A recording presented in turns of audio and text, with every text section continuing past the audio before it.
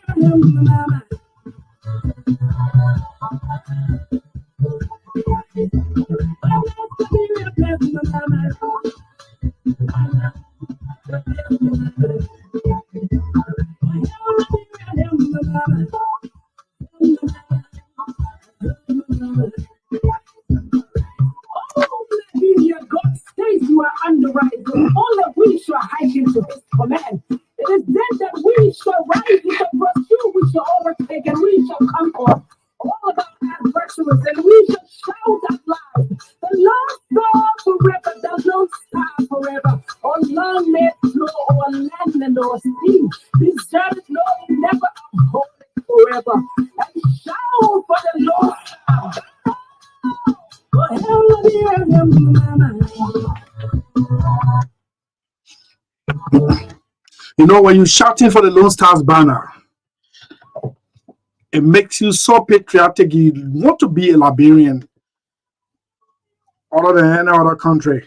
Good afternoon to you, State of the Nation. We return in grand style.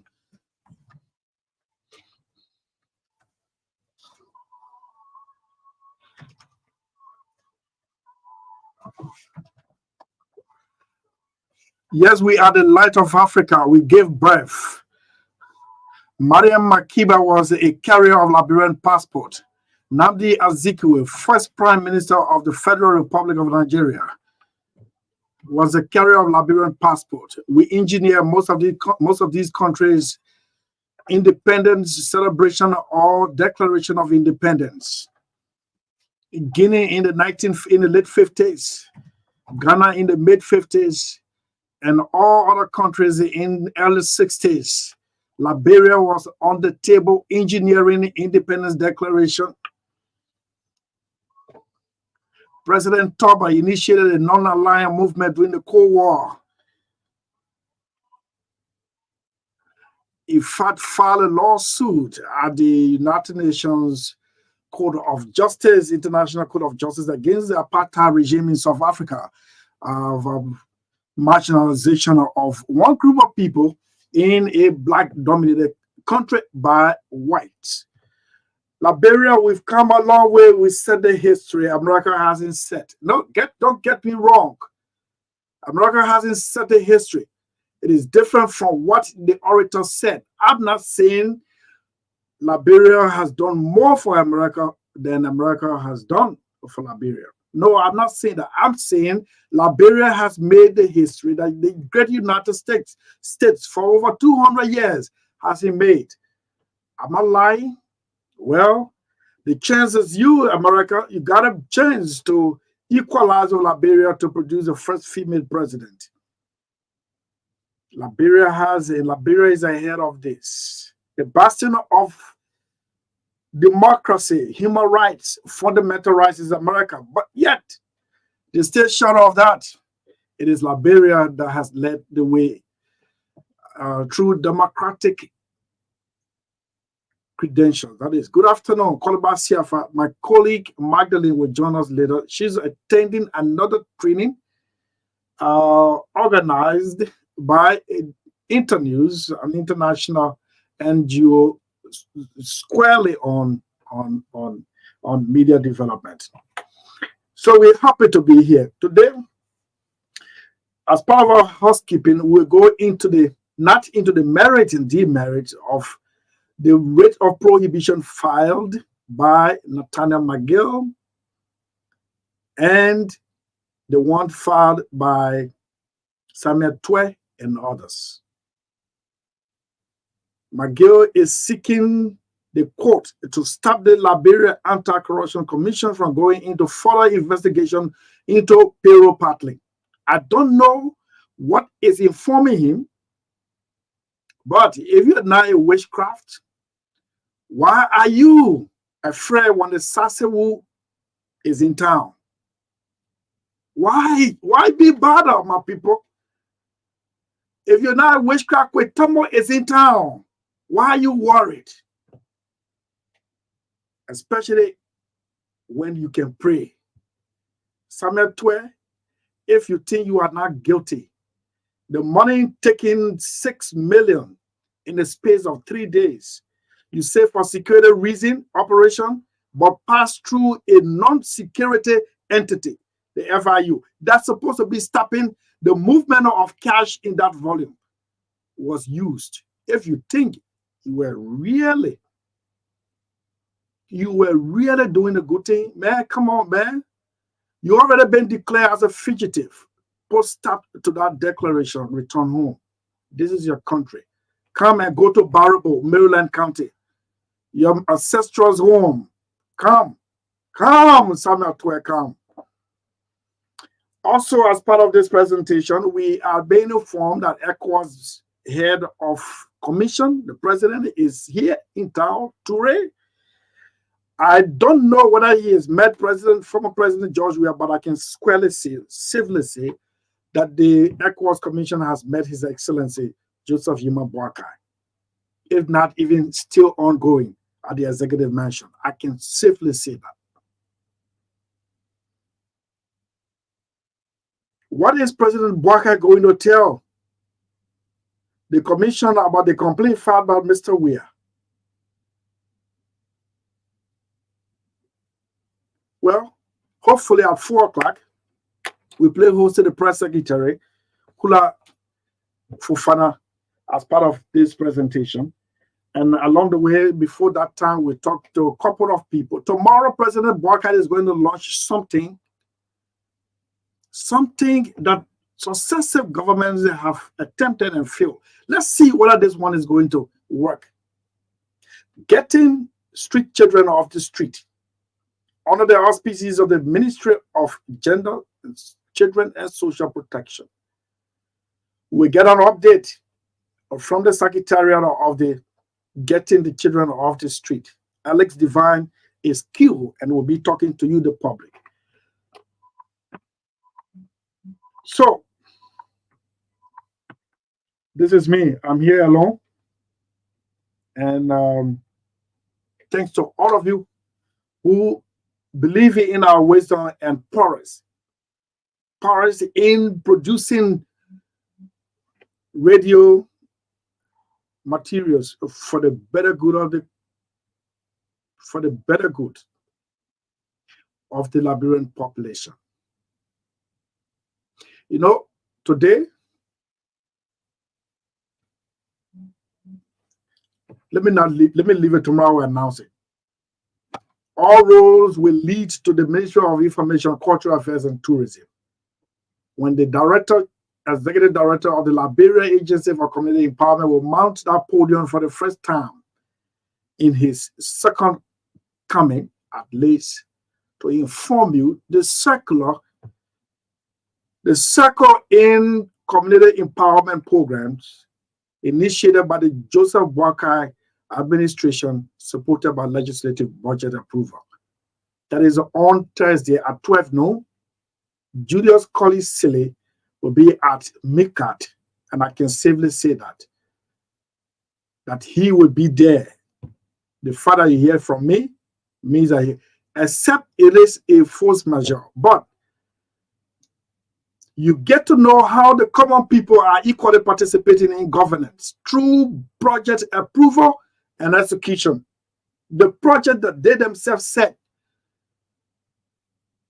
this is what we want through their representatives or senator. These and much more are all lined up this afternoon on State of the Nation. We talked to one of our friends who has returned from Germany, a labor expert. George Tenberg will join us at 3 o'clock to hear the launch of a new group, a pressure group intended to push for equitable respect at job places. So I told him just now in the office, how is it going to work at concessionaires when even under the Minister of Justice, labor abuse is prevalent? And he agreed with me with a smile. He said, well, there is a solution to everything. So we're going to be talking to him later on. But first, we have to take Orange Liberia, keeping our generator running. And we are very, very proud.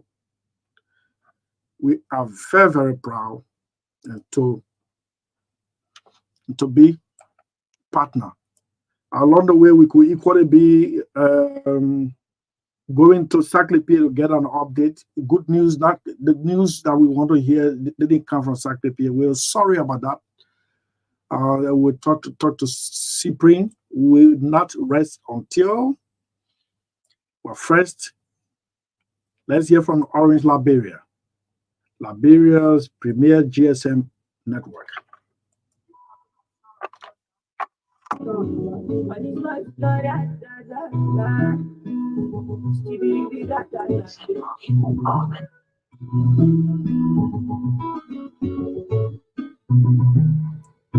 Medical protection.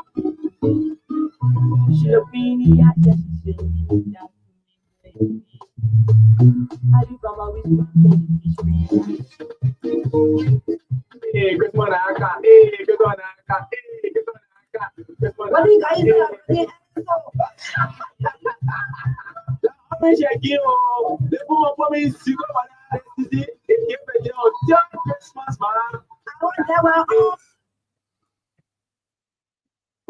Wheeling Deal, the world premiere. An ex-soldier who faked his death to take $1 million from his children. A female investigator caught between love and duty. A doctor with a master plan. A son desperate for answers. A murder gone wrong. The hunter is now the hunted.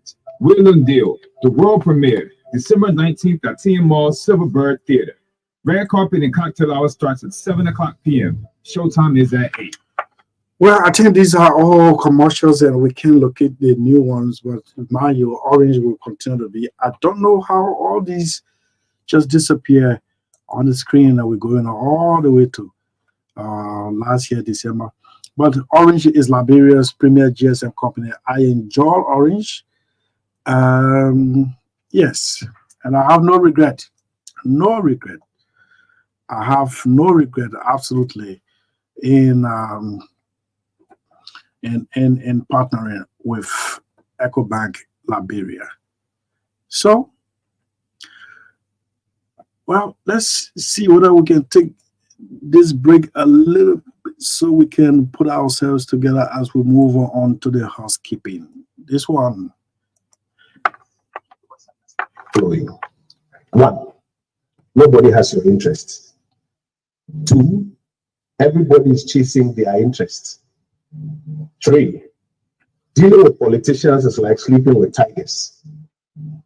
You must always have your eyes wide open. 4. And this is one of my favorites. In any political equation, there's always someone being used. If you look around and you can't find that person, then it is you. 5. Serving politicians is like a bandage on a wound. Once the wound is healed, your usefulness ends. 6. In politics, never will more than the bereaved. They will get the reward while you inherit their enemies. Okay, thank you so much. Then welcome back. So we, yes, let's see whether we can. Now we got 4 minutes to start, but here we are. Senator Nathaniel McGill of Mangibi County has filed a prohibition to the Honorable Supreme Court, especially the Justice in Chamber. We're talking about Justice, Associate Justice Kabar, Yusuf Kabar, praying to the court, asking the court to prevent the Anti-Corruption Commission or to stop the Anti-Corruption Commission from further investigation into part of payroll partly. This is an embarrassment. And you know, I will not talk about the prevailing situation, but I will give you an example, and you as an intelligent person, you get to know that history has a way of repeating itself. Sorry. Liberia's longest-serving defense minister for 12 unbroken years, Brandon Samukai, was indicted not for embezzling, but for redirecting funds that was intended for a particular purpose. And that redirection, he said to the court that I didn't do it on my own. I did it based on the president's order. The commander-in-chief then, President Ellen Johnson Sellee, order. I was at the Roberts International Airport when Liberia dispatched her first peacekeeping mission to Mali. I was there that morning, early morning. It was a glamorous occasion. Man, it was the day the world said now Liberia has turned its back on war or civil war and is now looking towards keeping peace across the world. And the reporter has it that some of those money was used to ensure that our troops are presentable and live well while in the war zone. Fast forward, a new government takes over. The defense minister is indicted. We told you people the reason why this man was indicted. You didn't believe. This is one of the few ministers who refused to side with others in 2017 to dump the Unity Party. He said no. He said no. So he became a person of interest to those who decided to undermine their own party's triumph. And the rest of the story, you're aware of it. But he went on to say, I didn't do it on my own. It was a command from the commander-in-chief of the armed forces of Liberia. Well, in the wisdom of the court decided not to subpoena the former CRC. Went ahead with the investigation. The investigation didn't, however, prevent the honorable former defense minister from participating in an electoral process. The highest vote ever won in Lofa County is recorded. Brownie Jeffrey Samuka on the ticket of the United Party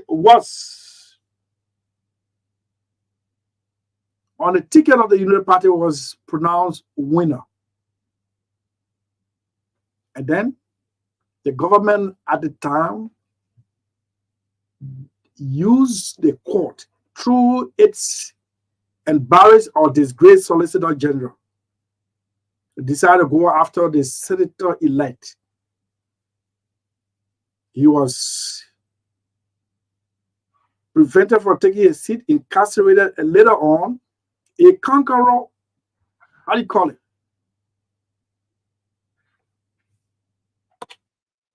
A conqueror pardon was issued. So what? Imagine that. Only because they wanted another person to fill the void left behind. And as intelligent as the man could be, well, you rest his case. But it's still a scar on the minds of Lofians that their choice for the senatorial post was denied them, even though they acted. First thing, they started to ask questions. If you knew the mayor was a person of interest, why did you allow him to go to election? We chose our senator. But again, Lofians are peaceful people.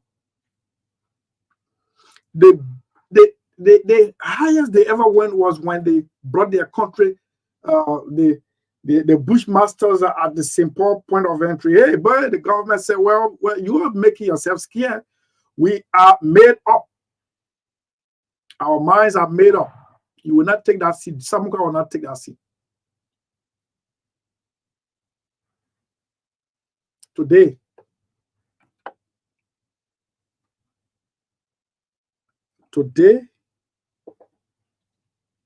the Minister of State for Presidential Affairs, former, the ever powerful potent, the man who uses power reportedly to take 200,000 loan from the LBDR and bought a furnished home as Minister of State.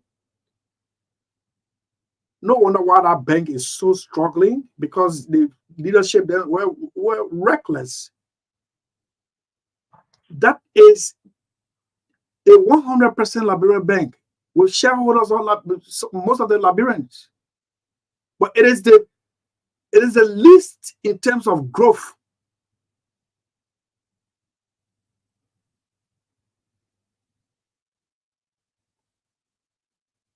Because the leadership was an agent of compromise.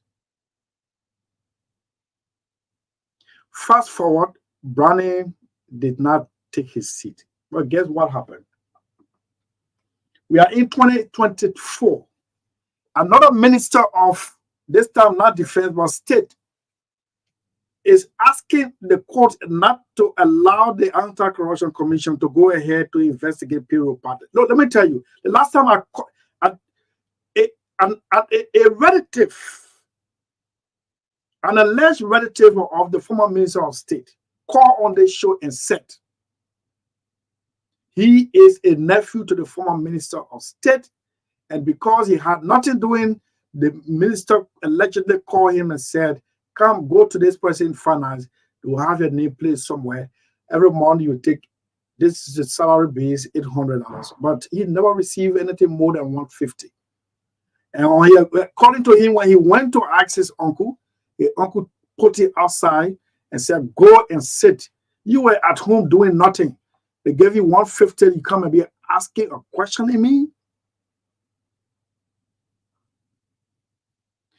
Then he runs. And you know, interestingly, look, God is beating these people, to be frank. And you, the Liberian people, just sit and watch. Just sit and watch. Maybe we have to write the United States Embassy, the U.S. government through its embassy here, to keep watch on these people. They still trading in US dollars, in my opinion. They're still trading in USD. They're being paid in USD. They got two components of salaries. Allowance at the Senate, the House of Representatives.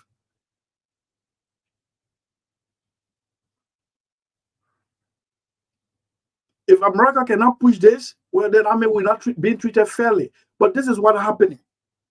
And he goes to tell the court that he did not act on his own. What a wonderful way, a classical way of drawing in the presidency like Brownie Samaka did.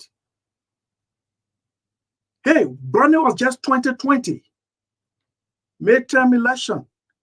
Liberians didn't know that in 2 years, if I less than 2 years, 1.5 years for 2020, oh sorry, or yes, in 4 years or 3.5 years, the same thing will replay. Will replay. Let's see whether the way the court then did not subpoena the president to come and say, yes, I did it. Let's see whether the court will not do this one again. I have no doubt in the bench. I have no doubt, absolutely. And the least,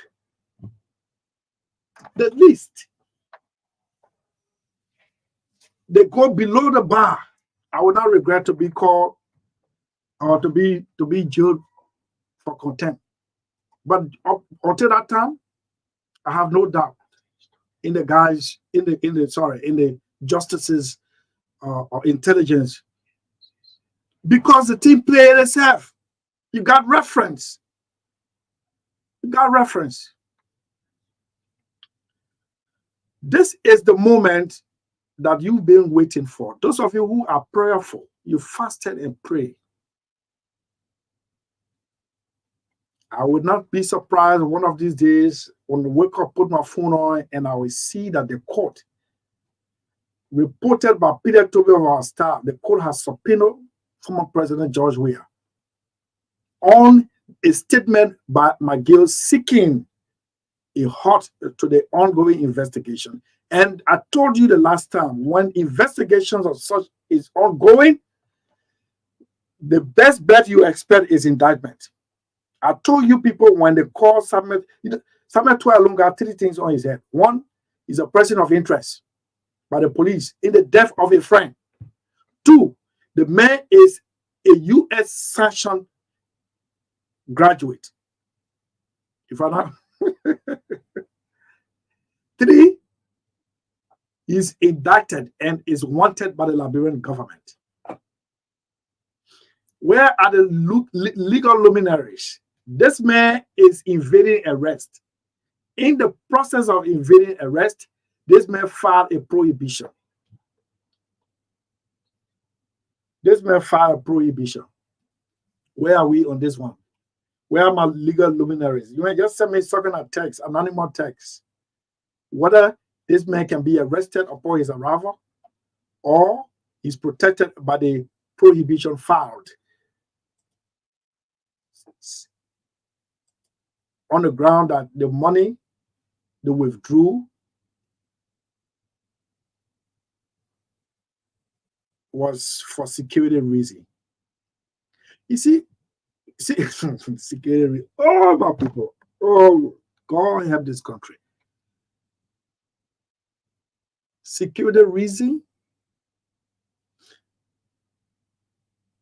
But the entity used, the spending entity used to get the security money, why it didn't happen through the National Security Agency or Ministry of National Defense or the Liberian National Police or the Liberian Immigration Service. You went to a civilian, not even a paramilitary institution, and used them to withdraw the money.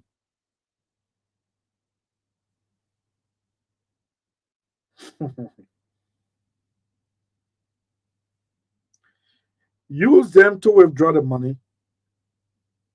And today, you want us to believe that it was a security operation. Man, go to hell. I will use this microphone to say that. This is how you people brought this country. 6 million would have paved the road from Brevisto, maybe close to Bopolu. This is what you want us to believe. 6 million would have paved the road from Buchanan to maybe Yapa Town in Riverside County. 6 million.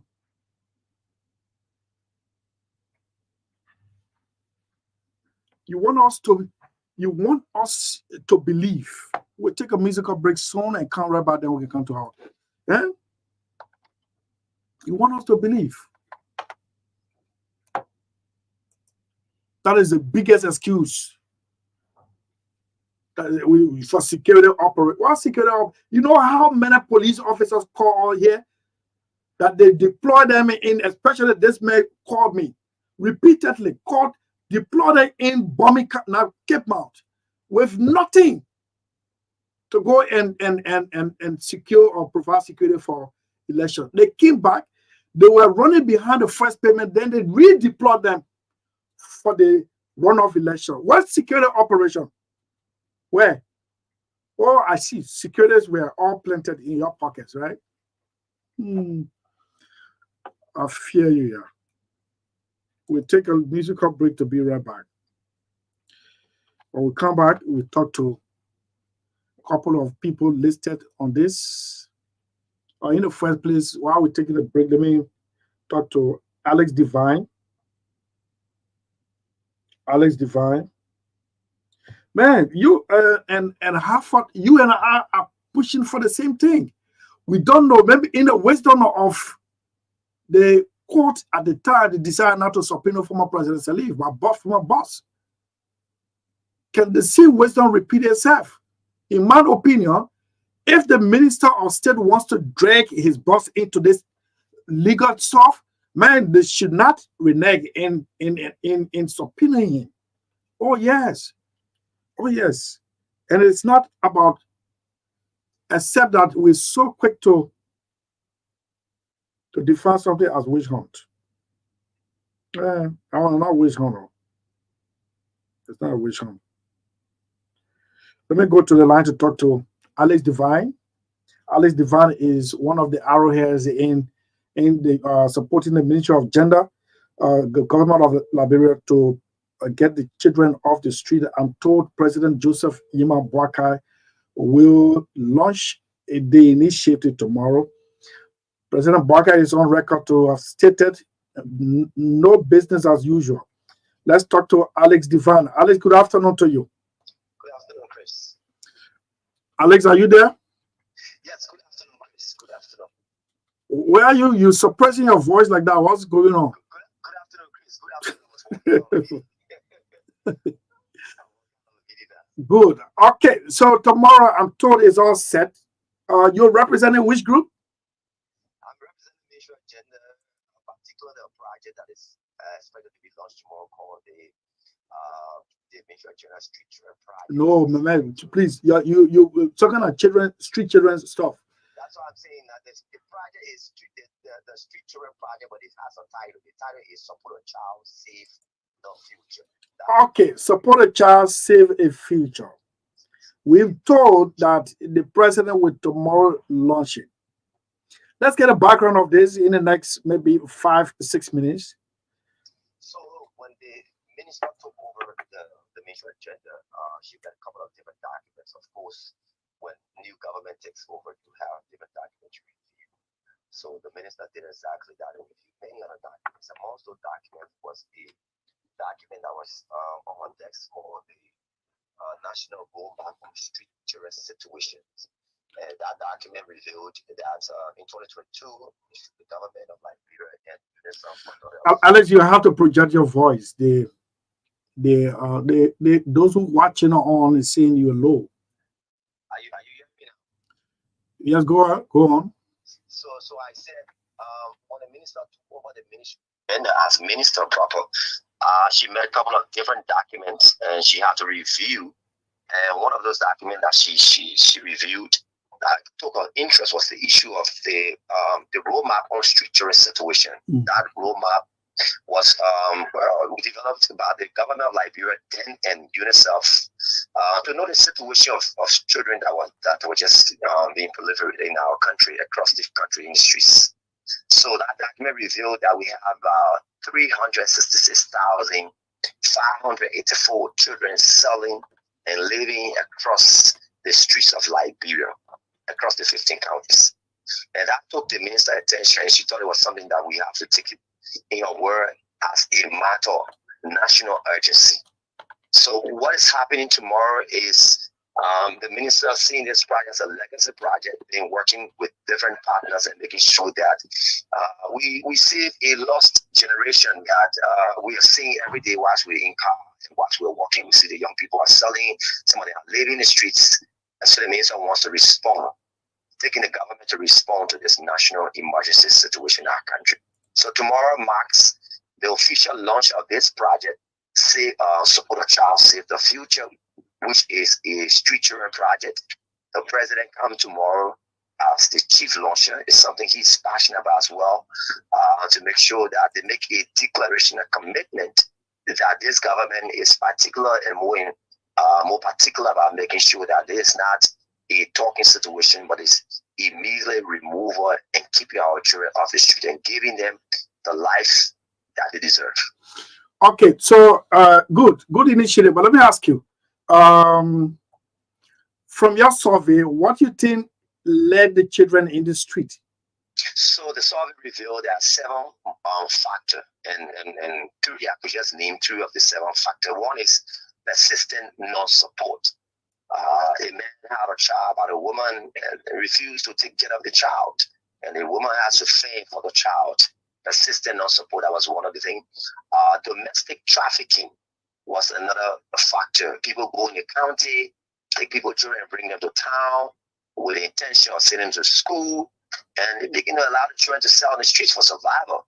So the issue of domestic trafficking was alarming in the document. But more importantly, amongst the 7 factors, the number 1 reason that the document captured was multi-dimensional poverty. The father is poor, the mother is poor, yet they brought a child on this earth, and they're able to take care of the child. And the child now becomes breadwinner to support the family. So these are just 3 key things of the 7 reasons why kids are on the streets. And it's upon it behooves any serious-minded government to making sure, even though these are factors, it has to bring on the parent himself, but government has to step in and intervene to making sure that the future of this country is secure and protected. Did your survey capture the children accompanying their visually impaired parents that are spread out in the street? They being used to come to vehicle at traffic points and asking for aid? Yes, and it might interest you to note also that part of this survey, when we were developing the concept, I'm leading on the project proposal, matter of fact. But when we're developing the proposal, I wanted to go beyond just what the document has revealed as 7 cardinal reasons why kids are on the streets. So when we were doing community survey to inform the proposal, then we realized that some of the kids that are on the street that accompany visually impaired people have been also been hired, and some of the parents are also informed. Again, it still comes back to the issue of multidimensional poverty. Some guardians, some caregivers, or some parents who cannot afford are in approval of the kids that are accompanying visually impaired people as a way of getting salary. Matter of fact, the document revealed that there are 3 sets of children that are on the streets. One of them are people who come sell or work in the streets and go back to a home. Another one says that another group of people are people who are sleeping in the streets. They are sleeping, the children themselves are living by themselves and sleeping in the streets. And the third group are those who are living with their parents, either the mother or father, they are living with them in the streets. So the visually impaired group, the ones that accompany, are the ones who come and work in the streets during the day, yet have a home to go back to. So yes, our survey captures that the people, most of the ones who you see on the streets are held against that will. Some of them is a contract, and they come on the streets and they work and they go back home with whatever it is that they've made. But along with they inclusive of this this launch, right? Definitely. I mean, we are talking about children in all categories. How you going about getting them off the street? You want to do a police raid, or you got a sanctuary for them? When you grab them, carry them home for rehabilitation or a hostage? And that's a very good question. Matter of fact, our initial thought was, you know what, let's do the political charade. Let's get on the streets, let's grab them and let the country know that we're doing this thing, and that people say, oh, the government is working, but sustainability became a problem to look at. And so we said to ourselves, it's not about the alarming noise, it's about the effect and the sustainability of this project. So we took another approach, a more effective approach that will, matter of fact, since we started talking about the street children situation, our trained social worker at the Ministry of Gender has been working. We divided Montserrat County into 4 zones. You will definitely see in the next 2 weeks the proliferation of children that are set in the street will drop. It will drop because of the methodology we employed. Where are you taking them to? Where are you taking them to? We've identified a place, a home that the Ministry of Gender has. It's called the Liberia Train Village. That place has been renovated. Where is it? It's in Marshall. That's where you're going to carry them. That's what we're going to take some of. Matter of fact, the children in categories. So what will be happening as we take the children out? There is something called sorting. When we take the children out, we have to do investigation. The investigation will inform us in various categories.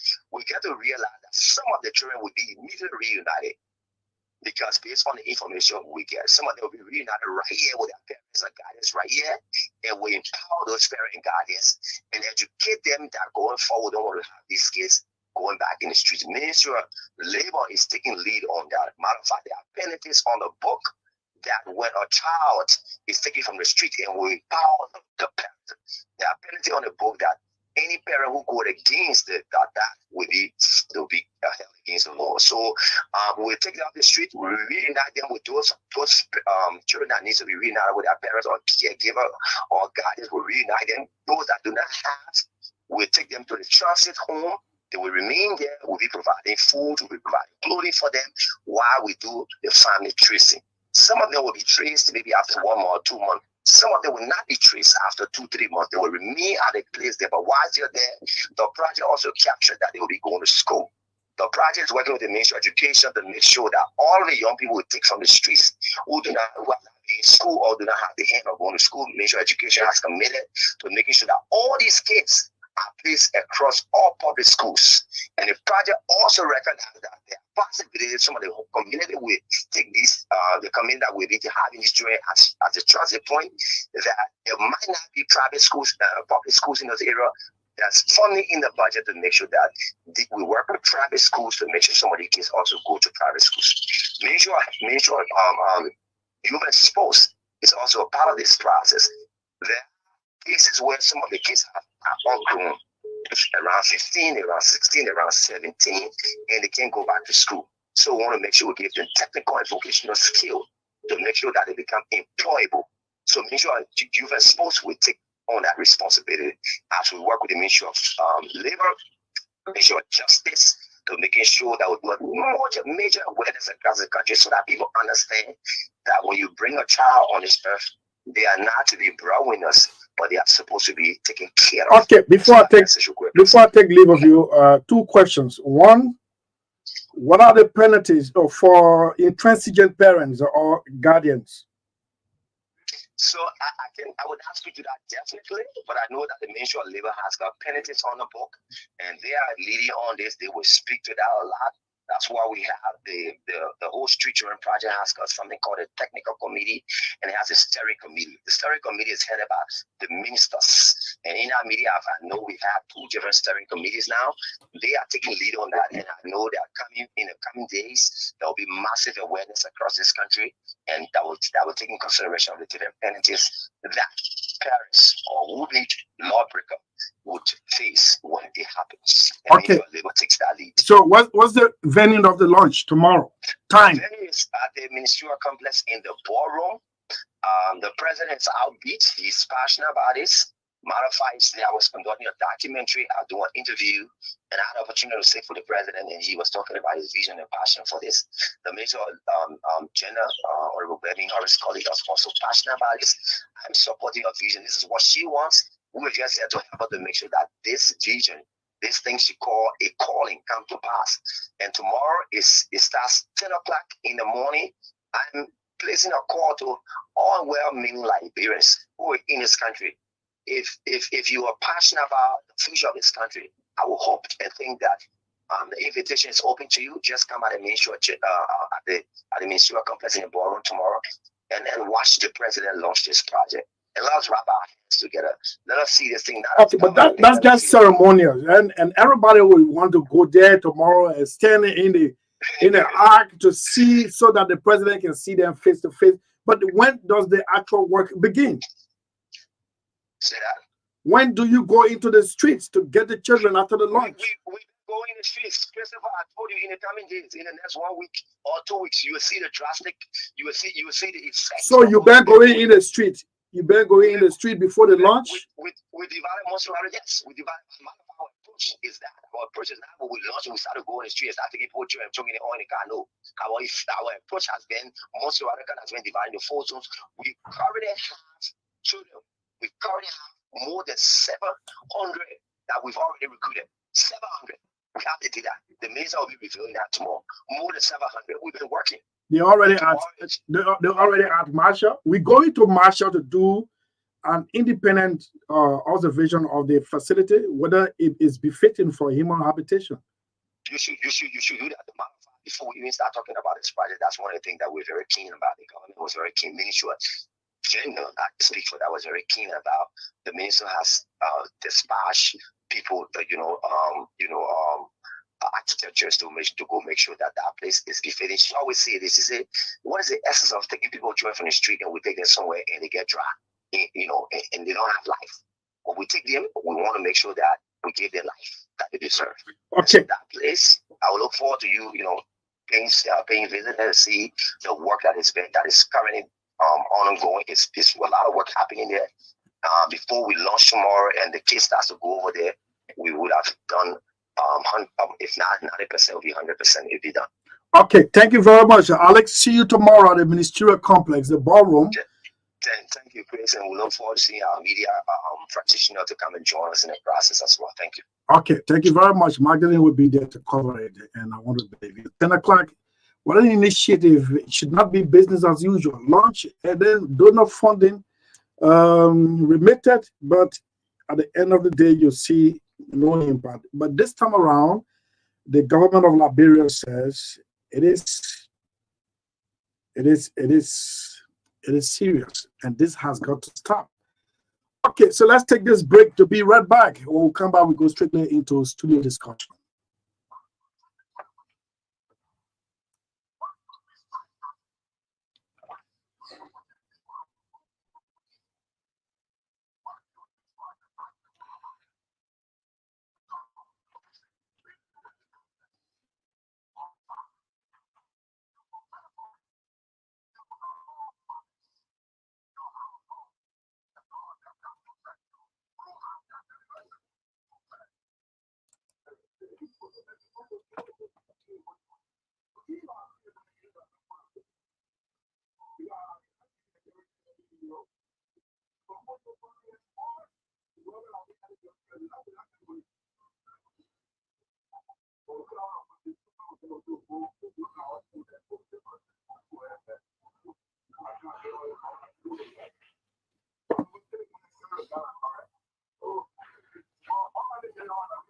But the money for you,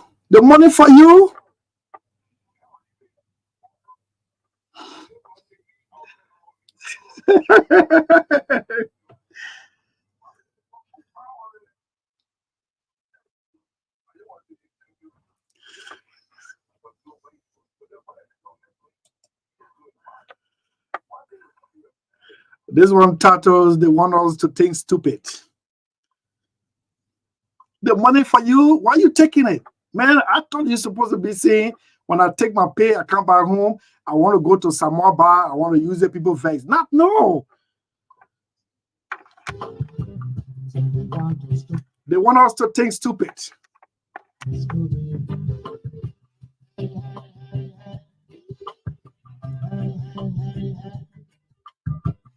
want us to think stupid. They want us to feel stupid. That's what they want us to be. That's what they want us to be. They've been celebrating all these days. They've been celebrating all these days. So what about the slavery days? So what about the slavery days? They've been celebrating all these days. They've been celebrating all these days. So what about the slavery days? So what about the slavery days? Hey, hey, hey, hey. Hey, hey, hey, hey. So they want us to think stupid. So they want us to feel stupid. So they want us to be. So they want us to be.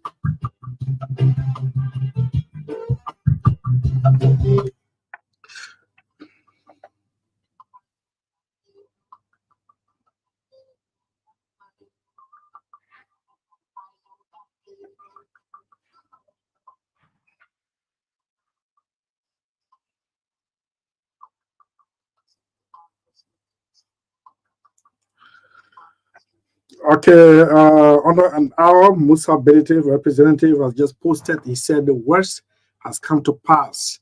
What a loss.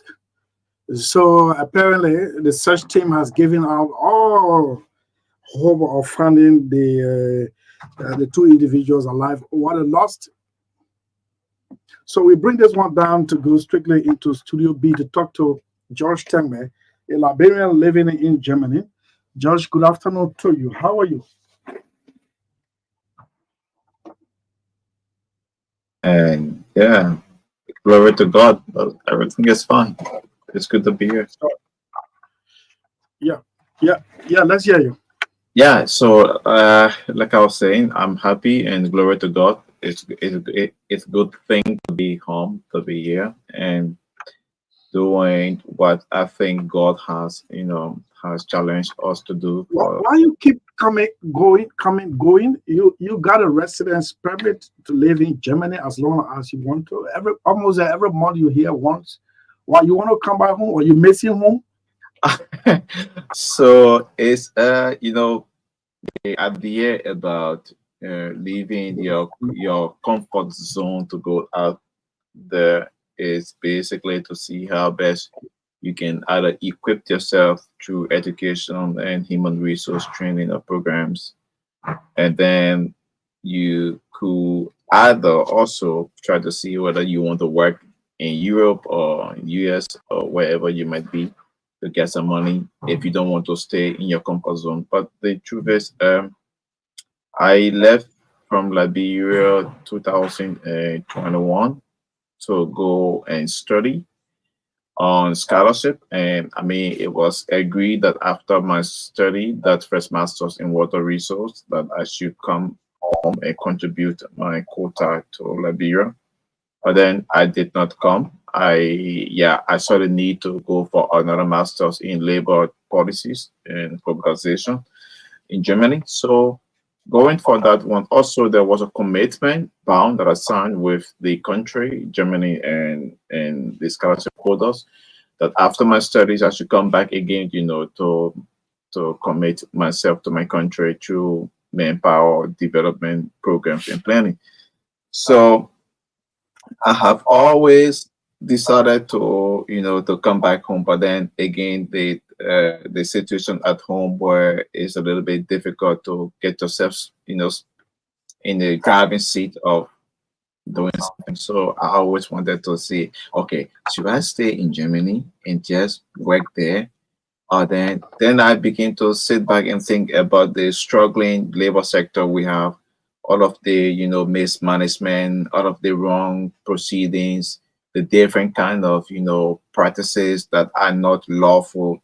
So then I said to myself, no, it's important that I go, since I have a voice, to educate, create the awareness, teach people, and see how best we can create a pressure group that can support the functions of trade Yes, unions. so we're coming to that. We're coming to Yeah. that. But you say you got a degree in water resources. Yeah, sure. I have my first master's is in water resource in management and governance. Yeah, from the Netherlands. Okay, so sorry, somebody just texted whether you are the former senator of NOFA. No, No, he's not. no. Do you have any Okay. relation? No, we don't, but by extension. Yeah, that man says his defeat. says his defeat in 2020. That man is seen nowhere around. But this is another George Tembe. But George, let's talk about the establishment of your group. How do you call it?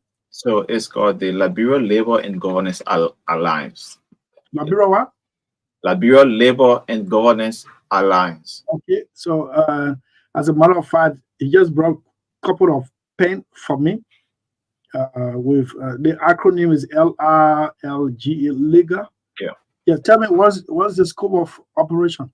So since the inception of Liberia, we have given the past history, we have seen a lot of mismanagement of the labor sector. And interestingly, under this new regime, we saw that the sector has been rationalized, I would say, where the president gave the sector to one political party, and we have created the situation of mismanagement, corruption, tribalism, favoritism. So we have a lot of wrongs going on everywhere. And since I have already studied labor policies, and with the high level of internship I had at the International Labor Organization in Geneva, Switzerland, and also at the Industrial Global Union, so I decided to see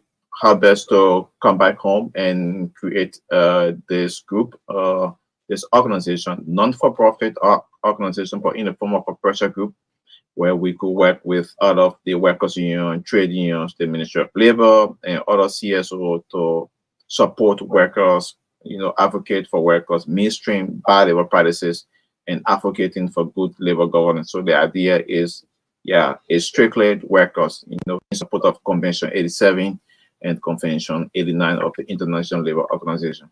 I follow your post on social media. It's like you want a radical change in Liberia labor sector. That If that is the case, what have you been able to identify in the sector as wrong that you want to change? So this radical change has to come in a holistic way. So there are many wrongs that have been carried out, and I will name a few here for you because the conversation is so long. Firstly, we have our labor minister currently now, Minister Cooper Crow, and that has not accepted the role of a twin mother, because when you are the Minister of Labor, you are like a twin mother. You don't only support the employers, but you are mostly, should be in favor of the employees, because they are the ones going through this situation at first hand. And we have this minister who is not actually focusing on that. We have the minister who is still, the renegade about some of the way he should carry himself, mostly in support of the workers. We have the minister who is not thinking about having a holistic reform in the sector. We have the minister who is showing attitudes, one would say showmanship, because on May 1st, I was here in this same studio with you, Chris, and when the minister was having the International Labor Day celebration program, where he was trying to talk about recognizing workers for the kind of work that they have done. But the truth is, that was not the kind of program that we intended to see. We intended to see, recognition of laborers that have worked so hard in the sector, or call some of the pensioners who contributed immensely to the growth of Liberia or the sector. But we didn't see these things. We saw in that same month, in that same period, 12 persons were killed in Riverside County from manslaughter, and the minister didn't go there, on that Labor Day. So this kind of practices, misappropriation of his functions, and we think that the ministry is not going right. And also, I have sent you a series of voice recordings where, in labor inspectors of the Ministry of Labor were involved in series of corruption. And these are the kind of situations that you have. Last week, we were in Bomi County where we went to conduct an investigative survey in Bomi, in Top Member to be specific. And we spoke with communities, members. We spoke with some contractors, workers of the Western cluster, and they will surprise you to know that there are many challenges that they have been faced with. They have complained, and they were, some of them told me that President Bouaka went there recently and put a halt to the operations of the company until some of these things can be, addressed. However, as soon as the president left, then the labor inspector, went there, and the commissioner for that region, they had a meeting with the company, and in no time the company started to operate. And I can confirm to you that the company is still operating. I was there. There are a series of parallel practices where workers are not having water to drink. I mean, safe drinking water, but safe drinking water is provided to the staffers of the company. You have cases there where there is not a single employee of Western Cluster since December 2022. Nobody has an employment letter. They are contractors. We said that here before. Yeah. And Chris, this will surprise you to know that. I mean, you should ask yourself, you are working a life-threatening job, okay? You're working on a mountain where anything can happen to you at any time. You are at risk. How on earth can you serve a company for 2 years as a contractor when you are at risk? What happens now? The question is, so if that happens, what happens to the labor? Does it show or identify leakages? I think the leakages has to do with the implementation of the law.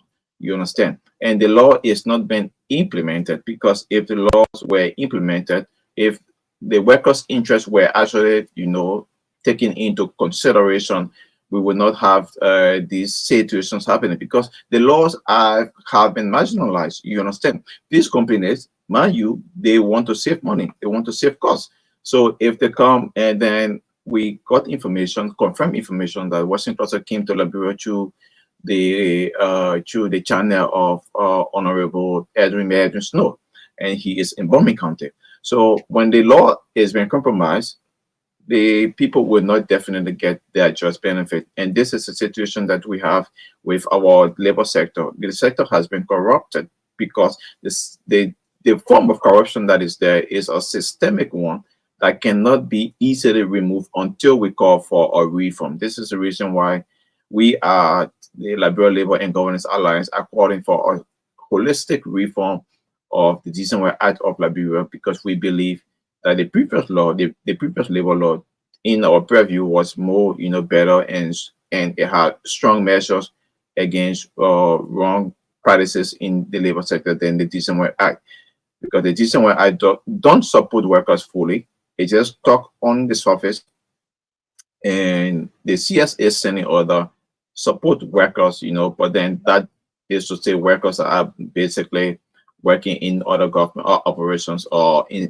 institutes. So the merging of the both laws, we believe, is the first step to a reform in the labor sector, where we will join the Decent Work Act and the CSA standing order to get one law.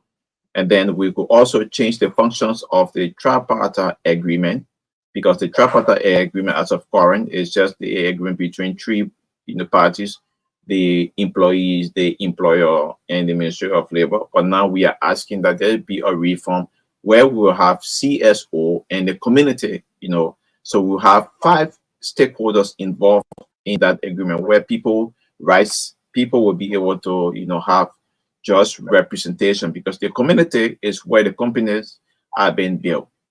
The community they are the one going through, the first-hand damage in the event of disaster. Like now, Liberia, we just gave right to another company. I forgot the name, sir.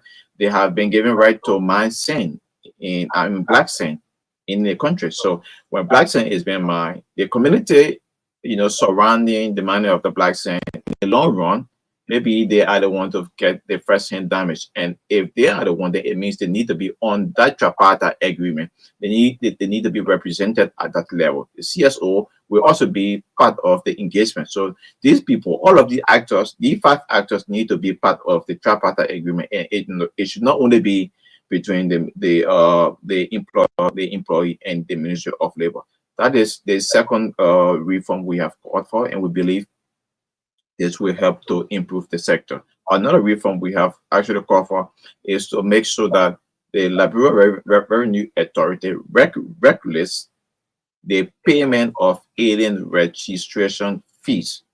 We believe, and based on our investigations, many of the inspectors and the commissioners that are assigned at different regions in the country, they have compromised the money or monies, given to them by aliens workers. That is the reason why you have so many cases where people are telling you, oh, my man, you saw that 3,000 a man get, or we can do that case, or we can do this, because the LRA is not actually, implementing full. You think of a volatile labor sector that we have, unregulated, and though it pretends to be regulated, but I can simply say unregulated. Man, your efforts going to fall on deaf ears. Great. Let me say this to you. It's not possible that our efforts fall on deaf ears, because the first thing, we are in communication with the regional director or the country director for the International Labour Organization representative, and she is in Nigeria. As of current, on Monday, we submitted 3 letters to the Ministry of Labor, and these letters, 2 were submitted to the Minister proper, and those letters were CC copy to the regional director for the International Labour Organization. So those letters, one was calling the Minister of Labor to conduct and intervene in the case involving Western clusters and the workers, where the workers, we have huge case of salary disparity, we have huge case of non-provision of safe drinking water, we have huge case of the people working for almost 60 days, then you pay them for 1 month. It's like I work for 2 months and you pay me for 1 month. That situation is there. We have cases of where you have at Western Cluster. I was there. I mean, we had a long conversation with some of the workers, with the community dwellers, and we were even on radio bombing where we discussed these things. So these things are happening, and they are real, Chris. They are not like a myth someone trying to create. These things are real, and we need to see how best we can, eradicate these things. But then they can only be eradicated if we, pressure the government through the Ministry of Labor. And if they don't do anything, then we then go to the regional director for the International Labor Organization. They're listening to you. Yes, they were listening to us, because the International Labor Organization has a report mechanism, you understand, where actors and civil society groupings or trade unions can channel their grievances. That is to say, you have reported your cases to your government or the authority. They refuse to listen to you. They refuse to adhere to what you have said. Then you document all of the reports, and you forward it to the country director or the regional coordinator, and then CC copy the report mechanism team of the International Labour Organization. And yes, you will be heard. Your case will be heard. Okay, this is State of the Nation. We've got like 11 minutes up to 4 o'clock. We're anticipating the press secretary, Madam Kula Fofana, to join us at 4 o'clock. But for now, we have George Tembe, who is giving us his own role he's playing to strengthen, in his words, the Liberian labor sector. To strengthen Liberian labor sector. So there are leakages, and he has launched the Liberia Labor Governance Agency. Alliance. Okay. So this is State of the Nation. Let's take few calls. Whether where are the labor leaders? Where are the labor unions? Do we even have a labor man? The South African Labor Union and the Zimbabwe Labor Union. I still remember the late Morgan Shangarai, who will hold a whole country hostage just by a press conference announcing across that this. And I was just listening to watching the Democratic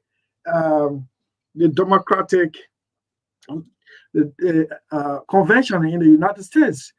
One union from the other union of United States Electronic Workers Union. The guy boasts of 3 million members, and all of them can act based on one person's instruction, especially if it goes the right direction in their own interest. A similar thing happened. No, we do have unions here. I can say this to you with a fear. We have the United Workers Unions. We have the agricultural agro-industrial workers unions. I mean, there are many unions here. But the truth is, one strong one used to be the FAU. Yeah, the FAU seems to have been infiltrated there, and it's practically dead. The fire to agriculture workers union. Yeah. Maybe they're compromised. So it could be because that is one of the reasons why you have bad labor practices everywhere at these concession companies, because most of the unions have been compromised. And also, it's not just based on being compromised. They are being compromised because, one, they cannot stand being poor for a very long time. And I say this. You want to be poor all the time? No. But Chris, when you join advocacy, I don't mean like poor, but when you join advocacy, when you join, taking up labor fights, it means you agree that until a change can come, you are going to, to stand in that fight. My former the Professor Martina Skroll from Germany, she joined the Steel Worker Union of Germany at a very young age. She left in that union until she is now 65 years old. She is not rich, but the education, the impact she have provided for society, the lives she has changed. I mean, there are so many that every day people still call her. Even there were times that when she's like giving me mentorship, people will send her emails and stuff to tell her thank you for the level of advocacy that she took. You understand? So I believe many union leaders think that as soon as you join the union, you should get rich. You understand? So at that level, you will allow yourself to be compromised. You will allow the company to buy you. And when you have been bought, you will never be in the interest of the workers. Now, you can only be in the interest of the workers when, Magdalene, welcome. You can only be in the interest of the workers when you have been sincere, owing to the fact that you want to have some level of integrity. So these are some of the issues that we have. And these issues, like I said, we have unions here. Some of the unions leaders are not educated. They understand nothing about the programs that surrounds workers. They understand nothing about collective bargaining. Some of them understand nothing about how to even organize. Some of them understand nothing about human capacity development programs for the union members. So you find out that you don't know your own basic rights. And when you don't know your own guiding principles, there is no way that union will go forward to push the agenda of the workers. No. Okay, so we'll begin taking the calls. 077 777, that is 28 59 61. 0777 28 59 61 or 077 51 44 278. Let me use this time to welcome my colleague, Magdalene Saah. Magdalene is back from an internews training, internews sponsored training. Maggie, good afternoon to you. She's going to manage the calls now coming your way. This is State of the Nation. Let's hear this caller. Hello. Hello. Good afternoon, Chris. Yes, let's hear you. What's your name? Quickly, we got 1 minute. My name is Abia.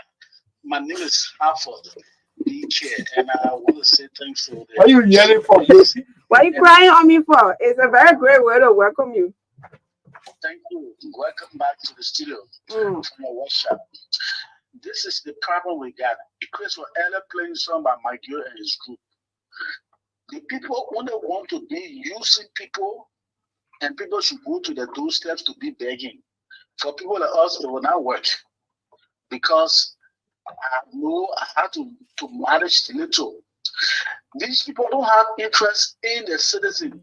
They only want to put foreigners first above the citizen, and the little that will go in the pocket for them and family. It is wrong.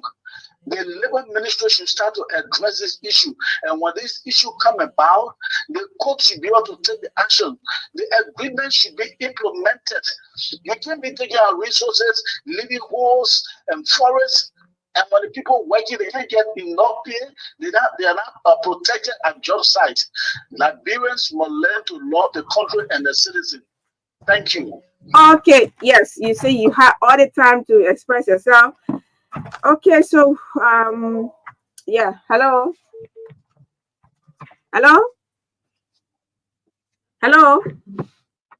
Okay, so 0777285961, 0777514428 are the numbers to call to form part of the conversation on the show this afternoon.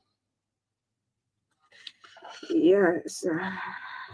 0777285961. Let me take this one. Hello. That could be the last one, so we can prepare for the next year. Yeah. Hello. Yes, sir. It's good to have you on. Yes, sir. And honestly, when you still there, our labor has been bought because you see some people like we students, some people don't know the big man even there. When they don't have anything, so anybody can buy their overnight.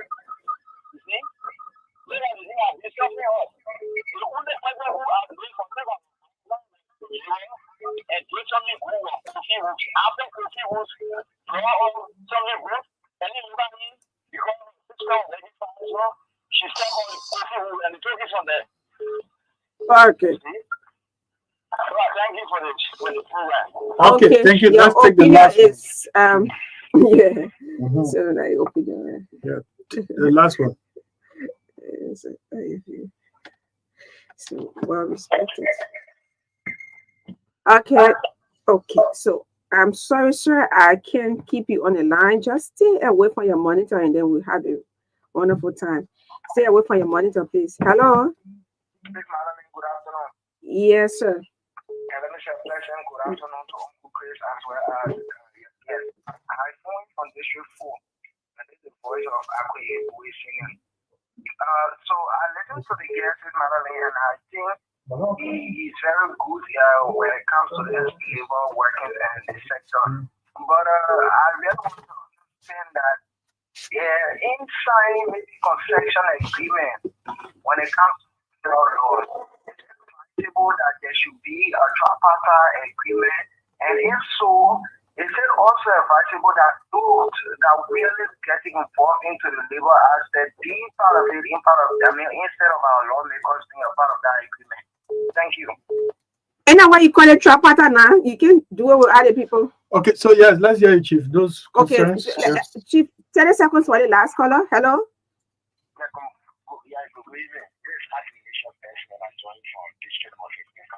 Yes, sir. Yeah, I agree with your skills that the labor law needs to be reformed.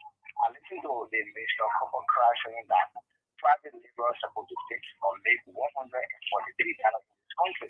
Can you imagine that Lebanese guys who will come to this party, they are making close to 700, 900, and 1,000. That most of our labor and price in this country are being abused. There is no good implementation, and the law has not been enforced to the fullest. And then we also come to the issue of national again. Like, you guys cannot scare the peace of this country. No, please. Please, no, we didn't say more call on our one. We're talking labor issue here. Yeah, okay. Yes, You can read it that right. Yes. Anyway, that's all. But Bulgaria issue was not meant for public interaction. That's why we said we brought labor issue. So we sorry. Yes, Chief, we out of time, please. Yes. So Are the callers making sense? yes, of course, and everything that they have said are the same things, are the same issues we have been raising. Chris, the question is, why should you work? Why should Truth FM hire you to be a newscaster or a reporter, and at the same time you also there asking someone or showing someone direction on how to park the car? You're doing two different jobs at the same time. Is that not labor exploitation? That is exploitation. That is against our law. This case is one of the many cases that is at beer factory. They took order or they signed MOU with the government to produce beer, but guess what? They are also producing other products with the same labor of the same people, the same workforce. Similar thing is happening also with many of the concession companies. I signed a contract with you to do piece of job, maybe go on the mine fee. But I see that you using me to not only dig diamond and gold, you also using me to do iron ore, you also using me to go do sand mining and other things. That is labor exploitation. Now we don't discuss these things because, like I said, we don't understand these things. And most of the people who are representing us in the labor sector, representing our country, they don't understand the functions of these things. So they just go there, they call it a ceremonial position, and that is one of the reasons why the labor sector has been rationed. And it was rationed because I believe the president had an obligation to give, the MDR part of his government, and he did not fully consider, and which of course we think it was a mistake to give that arm of the government to one party, one political party. You will find out that there will be series of cases of corruption, and these cases will not end until this reform can be done. Lastly, before I go, Chris. Okay, thank you very much, George. Chris, can I squeeze in this one quickly? Yeah, quickly. Yeah. And as part of that, you have to announce your number because Yeah, some of the callers want your number. Yeah. So on yesterday, the Liberal Labor and Governance Alliance submitted to the Deputy Minister for Labor Standard, Mr. Saah. We submitted to him a complaint on behalf of the workers from Sellee Steel Company at Chikisu factory. Now, we have investigated, we have been into the community, we have pictorial and video evidence to prove that company, Sellee, is actually creating a bad labor practice there. The workers there are working in smoke, 100% smoke. The company is producing smoke, not only smoke, a pollution against the health of the worker, which could destroy their respiratory system, but also producing noise pollution for the community. Which of the plants? Because you got so many. The one that is at Chikizu factory. Okay. Yeah.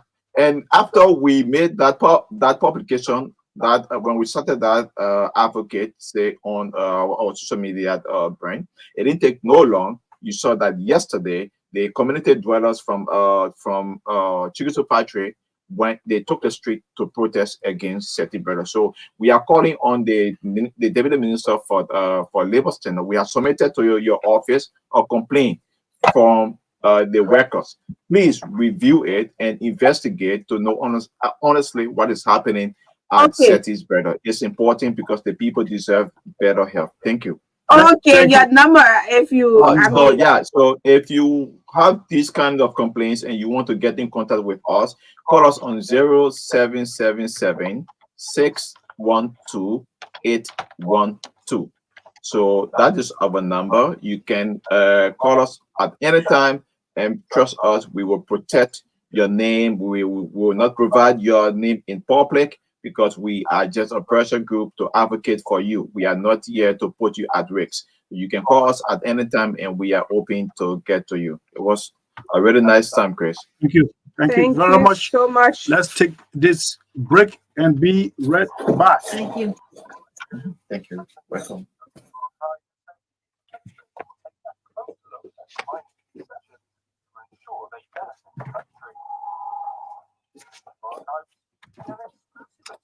Sunday, after defeating the incumbent President George Weah in the runoff. To be honest with you, the mining sector has been one of the most troubled in this country. In my lifetime, I've seen. What's your name? Victoria. Victoria. You want to be journalist? Yeah. Yeah. Congratulations. How are you? What's good? How are you? What was it? Pitch? Oh, yeah.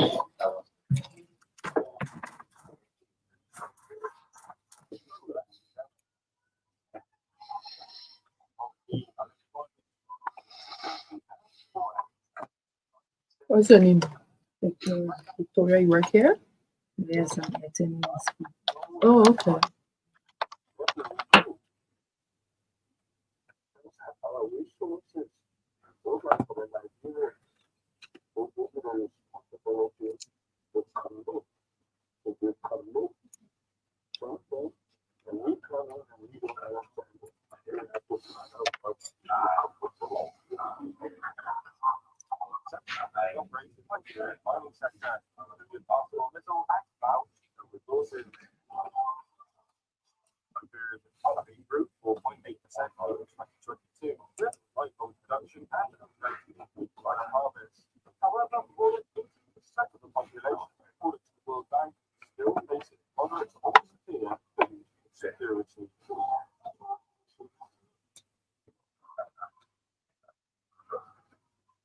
Liberia's next president is calling for national unity. This is what happened. Was it clear as to how the runoff for Harris parties?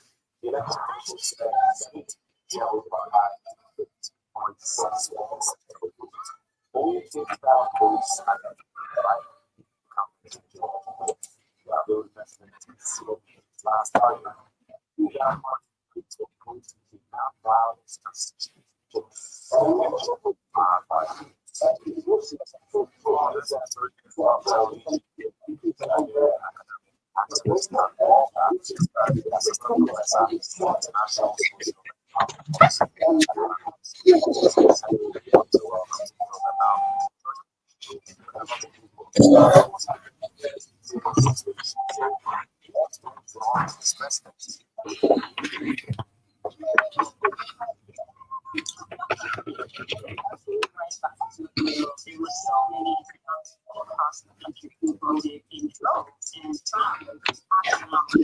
You're tuning into State of the Nation. Of course, it is the Tuesday edition of the program. We are at the prime segment. I would say he has just surrounded himself with the wrong, privileged loyalty over competence. In the Jeffrey, we play host presidential press secretary. January 2018 was Madam Kula Fofana she's already in the studio. We're going to be talking presidential. surround yourself with people who have the intellectual capacity to deliver in terms of development, but also the integrity. And Bernard Fassi, my black president. So we bring this one down. Time is fast spent. We go to studio 2. Let's see whether we can do the addition there. Okay. So here we are. Okay. Please do the addition. Yeah. Okay. All is set. Yeah. Right? Can we go? Yeah. Okay, so let's go strictly into this last segment of this edition with the time at 8 minutes after 4 o'clock. As I announced, we're playing host to Presidential Press Secretary, Madam Kula Bonafofana. Kula, it's good having you. I always love to welcome you back home. This is your alma mater when it comes to broadcast career. How are you? Absolutely. Good afternoon. I'm doing wonderful. I'm very happy to be here. It's always good to be back home. You know, as we always say, there's no place like home. You go south, west, east, and north, but it's always wonderful to be back home. So every time and any time I'm invited here at the Truth FM, I am excited to come and meet families and friends and long lost relations when we started our broadcast journey. Okay, so it's good, and one of these days, we met. We were just discussing. So one of our own has a sale, and all you to us here. And since then, let me use this to congratulate you. Though it is less than a year, but at least 7 months in office now. Congratulations for your preferment, and we are following you. Former employees of ours here. Congratulations once again. Thank you. Okay, so let's go strictly.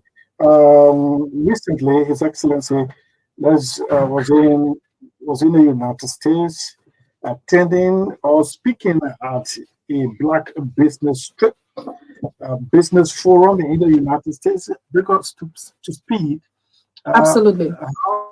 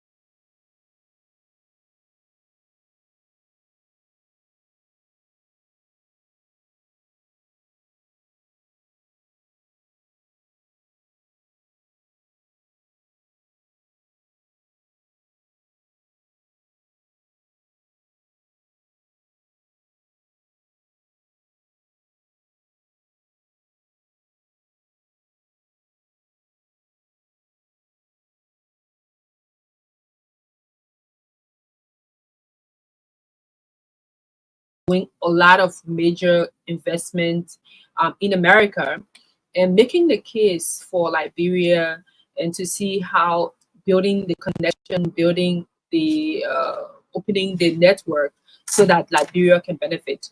Along those lines, he also had several other side meetings. Interestingly, this visit also, he was visited by the chief judge of the probate courts of Atlanta District 14, where they had come to present a deed to the president. It was actually a will, I may say, of a former slave owner in 1953, who in his will, he bequeathed his slaves, including their children, and $100 each to Liberia, because at the time ACS was organizing the voyage to Liberia. And then he bequeathed all of what he had along with his slaves, and each of them giving them $100 to come. So that a will was presented to the president. It also showed the tie between the United States and Liberia, and the opportunities that can be leveraged on that. There was also a visitation at the Clark Atlanta University. As I mentioned earlier, the president, before he became president, he sparked up a conversation and working around putting a consortium of universities in America for Liberia. And the meeting at Clark University also rekindled that conversation and relationship, so that we are able to benefit some opportunities for students, but more so faculty exchange, as well as student exchange between Liberia and the United States. He had some meetings with people interested in the agriculture sector, and it was a fruitful visit. He looks forward to meeting and engaging other leaders, other countries, other business leaders for opportunities, all in the interest of creating jobs opportunities, ensuring that investments are brought to Liberia. Because as you know, the private sector is a major player, should be a major player where jobs can be provided, where the sector can be improved, and Liberia's product, people who are working who are doing business primarily, our products, our local produce can be. Sometimes you go to market, go to supermarkets, it would be good if we have that connection where our goods and services can be sold at different markets. And this meeting was primarily in terms of opening those corridors for those kinds of investments. Okay, so we started seeing front pages of newspaper reporting about the student exchange between Liberia and the United States, especially from the university level, and the will. I don't know how useful is that will contemporarily. Will of over maybe 200 years. Exactly. In fact, interestingly, the president, when we calculated the number of individuals who are on that will, it's around 40 persons, including the slaves and their children and grandchildren. And if he bequeathed $100 each, that's about 4,000. So if you calculate between that time to now, so the president would jokingly say he's trying to find some lawyers now to see, probably there could be some properties yeah, sure. over there that would be for Liberia. Yeah. But besides it being, I think the most important part is the relationship that Liberia has with the United States, especially in the state of Georgia, and how we can leverage that relationship through the economy, through storytelling, through our similarities, and how those opportunities can mean well for Liberia. Okay, so those of you listening, we're experiencing torrential downpour of rain, and if you're catching any noise under the audio, this is exactly the reason. This is a natural phenomenon we don't have control over. We are in conversation with Presidential Press Secretary. So let's come back home now. You came back and you were in audience with the ECOWAS president was in audience with His Excellency today. Was it a pre-planned meeting, or is as a result of the letter written by his predecessor, George Weah? Oh no, even the ECOWAS ambassador, I mean the ECOWAS president did talk about it immediately after the meeting. It was a pre-planned meeting. And actually, normally, as you know, when missions, the AU, ECOWAS, before they come to the country, most times they're pre-planned missions that they come on. And he did mention that this visit was a working visit that was organized upon the conclusion of the meeting that they held in Abuja recently, and that they wrote the president requesting that they were going to come on a national working visit, and that they wanted to have a meeting with him. And the meeting was accepted. And then the letter that was written, it was coincidental. And yes, they talk about it, and they talk about a number of different things that it didn't tap the agenda. Oh no, that was not Okay. the top issue on the agenda. In fact, there were a number of things I can tell you because I was in the meeting. They talk about regional security. As you know, there are countries within the ECOWAS organization that are planning to leave the organization. Niger, Burkina Faso, Mali, they have been working to leave. And one of the things that our president is doing along with others, and as you know, the ECOWAS summit that he went to recently in Abuja, they did talk about it. And the heads of state appointed Senegal, the Senegalese president, to head that mission to ensure that these countries come back to the union. And President Bouakai is also he also offered to support that initiative, and they talk about that as well during the meeting. They talk about, you know, this is the first mission since our president was elected officially by the president of ECOWAS Commission to come. He congratulated the president on that. They talk about a number of different things: reconciliation, maintaining the peace. And yes, because the situation that happened in the letter that was written came as a coincidence, they also talk about it as well. And basically, again, it seemed similar to some of the issues would be or were misinformation. And the president did explain to the delegation what the issues are and what plans he's had and what plans he put in place to ensure that we maintain the peace.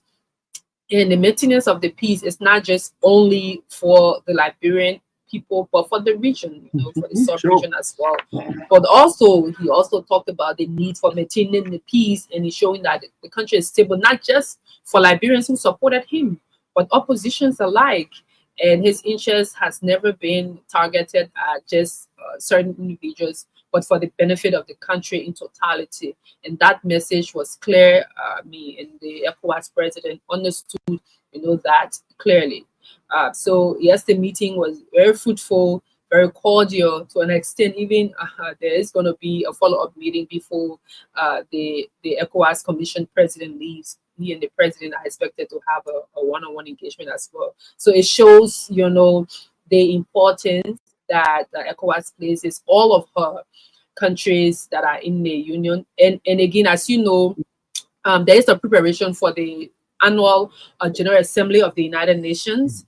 And part of this visit was to also come together in that ECOWAS speaks as a united voice.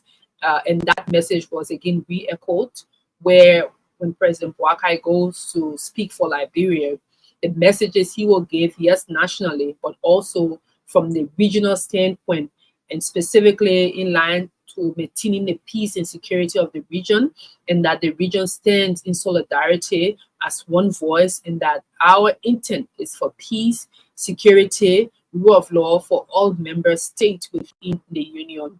That message was also to be you know, rekindled and resounded. Additionally, he also talked about the support. You know, Liberia is bidding for a non-permanent membership of the United Nations Security Council. Okay. So the ECOWAS Commission president did say that the region is supporting Liberia and that they will do all they can to ensure that Liberia gain, you know, the position that she's bidding for. So there were a laundry list of things that it talked about, and the letter and other issues were also just, you know, came, but they were not as top priority or top of the list because the purpose for which she came for was met. Okay, so that's a wonderful briefing from the meeting the ECOWAS Commission. I know it would have come up, and Liberians were delighted to have heard that President Walker is one of those players on the eminent presence in West Africa to negotiate with the Sahel countries, especially the military juntas around. Did he give any briefing to the commission, the president, about how far his committee is in ensuring that those countries return to ECOWAS? Well, he just recommitted. He recommitted his stance on the plan. And in fact, one of the things that the president said was to push the conversation further and not just look at the countries as, you know, that they're in that state, where he re-emphasized the need for regional security in that you ensure that your young people are taken care of, security sectors and security personnel are taken care of, and people generally, to ensure whatever the countries within the region are doing, they must do so that the people feel the benefit of their government. Because sometimes if you have these kinds of situations where there are challenges, the high rate of poverty, and young people are disenchanted, then you have people thinking of the negative and thinking what to do and whether or not they will even want to be able to protect, you know, their countries. So his intent is to maintain, you know, that strength, that need for development of the country, ensuring that the young people are put into they're given useful opportunities that they can better their lives and that of their families. You're tuning into State of the Nation, and as I said, we have to reiterate, there is a heavy downpour of rain and could either be heard in the microphone or through your speakers. And but we're moving steadily with the presidential press secretary. I'm here with Magdalene. Madam Fofana, we'll have to go back to, I don't know where the president listens, what is culture of listening to radio or watching television. Some political pundits had a problem. Why did he go to the US, in their word, without a business tycoon or a business organization? Take, for example, Chamber of Commerce, Liberia Business Association, and especially quoting Mr. Sam Jackson, he termed it as the platform as a fiasco. I guess you want to react to this one. Well, you know, I think one of the good things with the president is that he's very tolerant. And since it's a tendency, you know, I mean, the free press is enhanced, people will say what they want to, and it's welcomed, you know. We all welcome dissenting views and opinions. However, during this visit, we had the chairperson of the National Investment Commission. As we know, all issues relating to investment and business from the government side, you have the National Investment Commission. Originally, when I saw the list, I seen the head of the Liberia Business Bureau, the Chamber of Commerce. However, I mean, at times it's America, sometimes people schedule change and whatnot. But I can say that the outcome is what that is most important. Those contacts were made, follow-up plans have been made. There will be a lot happening. In fact, this December, there was a basketball player who, former U.S. football player. You know how the American, not baseball, right? Not baseball. I know the American football, right? Football, where they got all these things on them. But one of the former players, he had a meeting with the president. They've invested in a technology for agriculture where they'll use a 3D technology that they are able to assess crops, they assess the viability of a crop, and a very good presentation that they made. And they will be coming in Liberia in December to do further feasibility. The president also had a meeting with the 100 Black businessmen. These are high-level, powerful men who are interested in supporting our investment life. In fact, prior to the president going to Atlanta, you know, there was a national investment conference that happened here where you have U.S. Business leaders and other people on the continent coming. And the president spoke at that engagement. And it's like a continuous follow-up. He's had different business engagement And the greater thing is about follow-up and how those investments will have return. I can say, yes, the National Investment Commission team was present, and other leaders within America as well as Liberia who participated in the meeting. Okay, so I just need to clear that up. Get your official reaction on some of this, the characterization of the trip to the US. So, where we are when it comes to, you spoke of tolerance. How does the president view the press? The press, a robust press, sometimes friendly, sometimes not friendly. How does he? Is he following? Does he follow? I know a president who never listened to radio doing workout. I don't want to name, and to keep focus. And but again, I know a president who doing workout will have to watch television, maybe football game, according to Senator Prince Johnson. What kind of president you serving? So I can say, and that is where we come in. That is our duty as a presidential press secretary. Normally what I do a regular briefing for the president. The president may not have the luxury of time to listen to all of the different platforms and radios or read all the papers. So we do a daily summary. Yeah. So all of the newspapers, we receive the newspapers and they're collated. We take the key stories, the major, headlines. We do a summary of them. Also, we have a team listening to what's happening on the, broadcast media. We listen to key talk shows and talk about the trending issues. And also, there's a team looking at the social media and see what are the hot topics. And then we do a daily briefing, get it printed out and present it to the president. So once we have that, he goes through those and then asks necessary questions where there's a need for follow-up. We try to provide and follow up on what we need to do. So yes, he follows the issue, but he may not necessarily have the luxury of time to say he will listen or watch. But sometimes he do listen to radio on his way to and from work. And well, if he doesn't really have a leisure, I was going to say leisure, but yes, I know he do watch soccer match, and you and I will know the team when Arsenal. when Arsenal is playing. I'm not a chief team. That's a different debate for a different day. Yes. But he loves Arsenal. If you want to see him on his good side, JP, when Arsenal playing, just support Arsenal. Yeah, okay. No, but otherwise, I mean, he's a very open-minded person.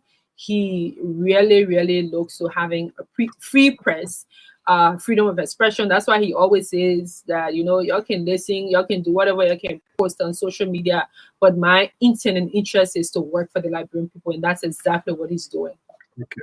Okay, so I want us to look at the challenges surrounding this position. Like the last time I posted on my social media page, I am a radio personality. I interact with a lot of people, and sometimes I hear things about myself, and I be thinking whether I'm even the one with that kind of attitude. But there are so many challenges. We've been following other people who served in this role from across the world and even Liberia as well. And you, as a young woman who ascended to this position, I want you to tell us what are some of the challenges you encounter or you are encountering with this position, and how you intend to work around it and maybe improve if you think there's some lapses that you need to work on, if there are lapses. Well, that's a very great question, Magdalene, especially for those interested in journalism or interested in working with government and government communications arm. Well, generally, on the general side, information, many persons do not believe or do not see or sense the importance of the role that people play, particularly the information arms. I say this to me that the challenges, especially when it comes to the work, the support, resource-wise, is there, my sister. However, we just have to do our best, because for us, once we are giving a task to do, whatever it takes for us to do it to succeed, we will do our best. Because for us, it's not so much about the portfolio or the title, but the vision of who we want to serve and what we intend to do. Internally, there are issues with internal people, of course, as you will always see. But however, we're doing our best with capacity, trying to work with my team to push people to work harder. Because as you know, we live in the 21st century. And many things that we need to do, we need to get at speed, faster, moving, you know, in showing that we work together to align our different content with the cutting edge new technology. Sometimes when we're in a system where people believe in the old way, the slow pace, it becomes a little challenging. But I mean, it's gradual. We're getting there. And then with the general attitude of people, you know, sometimes because this is the first woman who've occupied this position that's been appointed to serve, and people still, I mean, I deal almost every day with the issue of chauvinism, you know, ageism. People think that, oh, you're too young, or you're a woman, or you're this, you're that. And then the standards they've set is really different for how they look. Even with colleagues will see us in different light. But for me personally, I really do not take any position to my head. Yes, this is a high level position. However, I've also served formally, you know, as assistant minister during Madam Sellee. I served deputy to Dr. Nanti Pote. So, but I do not take those posts to my head. I do my best. I do my work, go to job, do what I need to do what I can do. And then there's the other side, the outside people, the other media people who do things unethically. They will write stories of you that they've not even asked you or to even confirm or to even find out whether this is true. I said this to me that I remember when Magdalene called me about a story that was published in the paper I think it was last week or so, about me taking somebody money and doing this. When I see those things, I just laugh, because I mean, I'm not rich, but wherever I've worked, wherever I've served, I've tried my best to really maintain the integrity that I have. So, I mean, is there any beef with the Hot Pepper newspaper? I have absolutely no beef with any journalist or any station or any of those. They always report. But we do know, you know, this profession, people have been used to certain things in certain time. So sometimes people will expect you to dish out resources here and there. But where we say, like I mentioned, the challenges are enormous. Even when I got to the office, there were very difficulties in getting even some simple equipment. Even up to today, sometimes I have to literally go to the president and ask him, I said, Mr. President, we need this equipment, we need that equipment, can you just buy this? Microphones, you know, making sure that the president's videos and audios are loud enough, people can hear him, and all of those. Even in the mission, if you look in the budget, I mean, from the Ministry of State, you won't see any resources there. So even that alone I'm dealing with, and then working with journalists, I mean, trying our best. They're supposed to know that the press secretary office does not have a budget line. They're supposed to know. Right. That. So the expectation is that the press secretary should be distributing resources. But in all earnest, what we try to do for the most time, I personally even have taken my personal resources to give to journalists. I've worked with people internally to find resources. Even during 26, we, you know, lobby for some things, some trips. Most of the trips I advocate for members of the Immersion Press Code to accompany the president. We've done a lot in a short period, and even, I mean, looking, even at this point, still looking for opportunities for trainings and stuff. But with the issue of the Hot Pepper News, but all of the stories they've written on me, they're all lies. I don't know who's behind that. Where is it coming from? Because the basic thing in journalism, as we learned from earlier on, the basic things is just the accuracy, the balance, the credibility. If you accuse someone, say this person took this money or this person gave this person money, your duty, just do your simple due diligence, go to the institution and ask them, oh, did you give this person XYZ money? And then come back. There are many occasions that I have taken personal resources. What do you think is sorry to interrupt. What do you think is the source of? Because journalists leaving their respective newsroom should be, the minds should be disabused that you're going to cover a story, either a presidential press secretary press conference or a presidential media stakeout. minus those two, nothing less and nothing more, who returned. How come? Where you think the problem actually lies? From the newsroom, the editorial, to disabuse the minds of the reporters, or you think it is just being foolhardy that when I go to the march and I covered, I must bring money home? Well, I don't know what the expectation is and what happened, in the past. But we do know, I understand the challenges with media institutions. Some people been working with media institutions for a long time. They do not have, they do not get, good money for pay and stuff. So at the end of the day, they expect at least some transportation allowance. Just transportation here. And we do almost all of the time, we do provide transportation allowance for journalists, especially when there are major media activities, when the president is traveling, he's coming back. Even this coming travel, we had to contribute to transportation, as well. I think, there are people who just will be unprofessional regardless of what you do. There are journalists who will just be bent on tarnishing people's reputation for whatever reason. And maybe there could be people behind, because I can tell you, Chris, when I got to this post, there were lots of internally, I do know people who've gone places and said some things about me, or, have been in spaces where I do have friends and relatives. In many spaces, they will say things, people will come and tell me, and I just brush them off, because for me, the fact that this position is a spotlight position, people will say things they want to say, they will assume, not everybody will like you. You can be the ripest of fruits. There's still people who don't like fruit. And I don't budge anyone. I really don't it doesn't really bother me like that. But my goal is to just do the job, and represent the presidency. Since we got to this post, Chris, and that's one of the things I really want your conversation to focus on. When we got to this post, prior to now, naturally our president is a slow and low talker. And sometimes it's difficult to, grasp, especially if you're not listening to that extent. So my goal was to ensure that his voice is projected very high.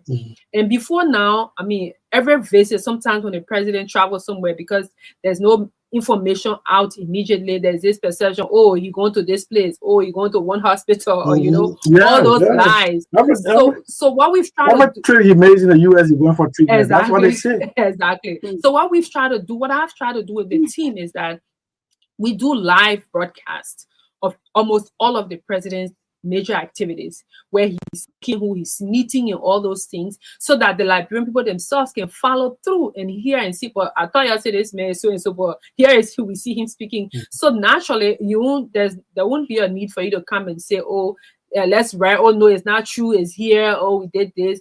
But people are following it live. People are seeing what their president is doing, who he's engaging with, and a number of different things we've managed to do over this short period of time, putting our stories together, getting some great shots of him, and really telling the Liberian people and presenting him to the public who he is and what he's doing. And that is our goal. My goal is to make sure, like I've said from day one, at least, so minimum or maximum of 80% of the population should know what their president is doing. You don't have to agree with what he does or what he says, but at least you have the opportunity, you have the information, then you can discern what to make of it. Our goal is to give the Liberian people the information on what the president is doing, and that's what we will do.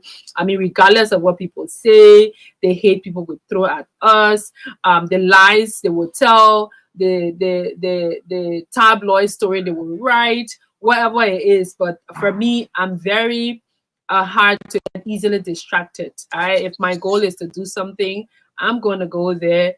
There's a Liberian parlance: if you mind a noise in the market, you won't buy what you're going to buy. Okay. So you got to follow up? Yeah, with regards to the tabloid stories, it said, I know how strong you are, but do you break down sometimes when you see these write-ups, and knowing that you are a mother, you are a wife, or let me say spouse, and you have a family, you got friends and everybody, and you find yourself in this position and you see some of these tabloid stories out. How do you feel?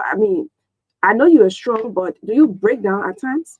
Well, I mean, I'm human. I mean, I'll be like, oh wow, what they say about Kula again? Let me see. I'm like, and to be honest, most of the time I just laugh at these stories because I know myself. I laugh at them. And then when I read the content, even sometimes the way they even put the story, you'll be like, ah, this person maybe she didn't give them what they expected her to give.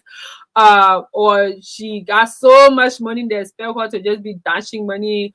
But the truth is, Magdalene, I read these stories because I know there's nothing true about them. And I encourage the journalists to come. If they have any concerns or any question, come talk to me. I'm very open. My office door is always open for journalists coming in. Sometimes, yes, text messages or calling may not work directly because of obvious busy schedule. But once I'm in, they know, I mean, I take the questions, I respond to them and whatnot. On the issue of I mean, I read these stories at times. One of a senior brother called me one time and said, "Bakula, you know, just put on your own side of the story and just say this and just say that." So I'm like, maybe what I will do, maybe we have to get to a point where, because if you just take the energy and just be responding every time they say something, you respond to them. Every time they say something, you will just create that, you know. If I tell you my day, how it's like some days, you'll be surprised. For example, when I wake up in the morning, I try to read the key stories. Sometimes I got some work. I have to finish editing some stuff, you know, selecting what are the good pictures to, you know, do a lot of different things. I got law school work to do. I got children to look after because they gotta see their mom and, you know, do children and mama thing before. So my plate is already full that I will be concerned about being distracted. Even today, hit the office. Day 1 or 2 had to run to the ECOWAS meeting. The ECOWAS meeting ran and it's finished. I had to give a short press briefing to discuss, you know, what was discussed in the meeting when the journalists were there. Finished, I had to come here. I had to work on a story, you know, try to ensure that And it's from here, you're published. returning to base, right? Return to base, go back to work, go back And you're and not do. leaving until His Excellency leaves the building. Absolutely, most times it leaves Sometimes on. you In have to fact, even sometimes escort. leave there until 12, you know, Wow. p.m. So the point I'm trying to make is that I'm really very busy to really be concerned about what someone's right. But I think on a larger extent, maybe one of the things I will intend to do is because to checkmate the institutions, especially not necessarily the journalist as an individual, but if as an editor, if your reporter brings back a story on someone's character or just an accusation, say this person did X, Y, and Z. And the expectation is that you, as the editor, you review. And before you put that out, you ask your journalist, did you do your due diligence? Did you speak to this person, that person to get the side of the story? And I've told them a million times, I'm not asking anyone for special favors, but I'm just asking them to report accurately. Okay. And that's what it has been. Okay. So two things, two major occurrences. We go straight into it before we take the line. One, when the president took over, in fact, at the inaugural ceremony, he announced that he would have taken a drug test. At the inaugural or his first State of the Nation address, he did as promised. It was negative. And it sounded to his prospective lieutenant then that this president was the president really up to the task to fight drug abuse.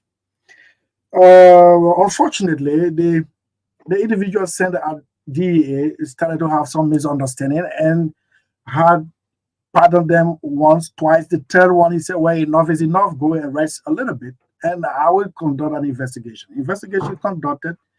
Reportedly, the report is sent to him and is on his decks. What is the status of that? In the meanwhile, drug traders believe that the silence of the executive mansion is another advantage to them. What's going on? Oh, no. Again, as you know, the president is a very meticulous person. And you're right. When he became president, he did declare that he will do everything to fight the issue of drugs. And as you know, even before he became president, he campaigned on a promise of oosting out drugs, especially kush and other substances from our society. And that was a clear mandate, and he's never wilted or faltered on that promise. He is very strong on that. He went ahead during his State of the Nation or annual message. He did set up a committee headed by the Minister of Health. Going forward, he also took the drug test, and some of his members of cabinet who were present at the time also did the drug test. He set up a team at the LDA. This is to say that he was and is still very serious about the fight against drugs and substance abuse in our country. Yes, when the situation happened at LDA, he was very angry about it because drugs, the issue of drugs is part of his top priority as he's outlaid, since he became president. So he's received the report. He has reviewed the report, and he's doing consultations.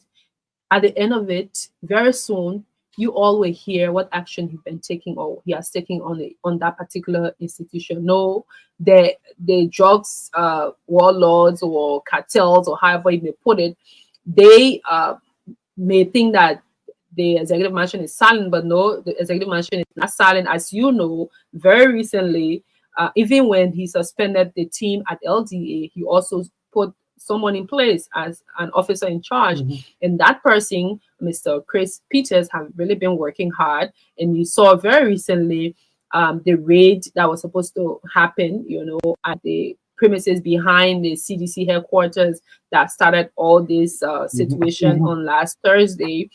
So it doesn't, and then you've seen a number of different activities where drugs, kush and other substances have been confiscated and turned over. So LDA is still working, as well as their partners, the Ministry of Justice and others that are tied into that particular area. They're working, Ministry of Health and their team, the committee is still working.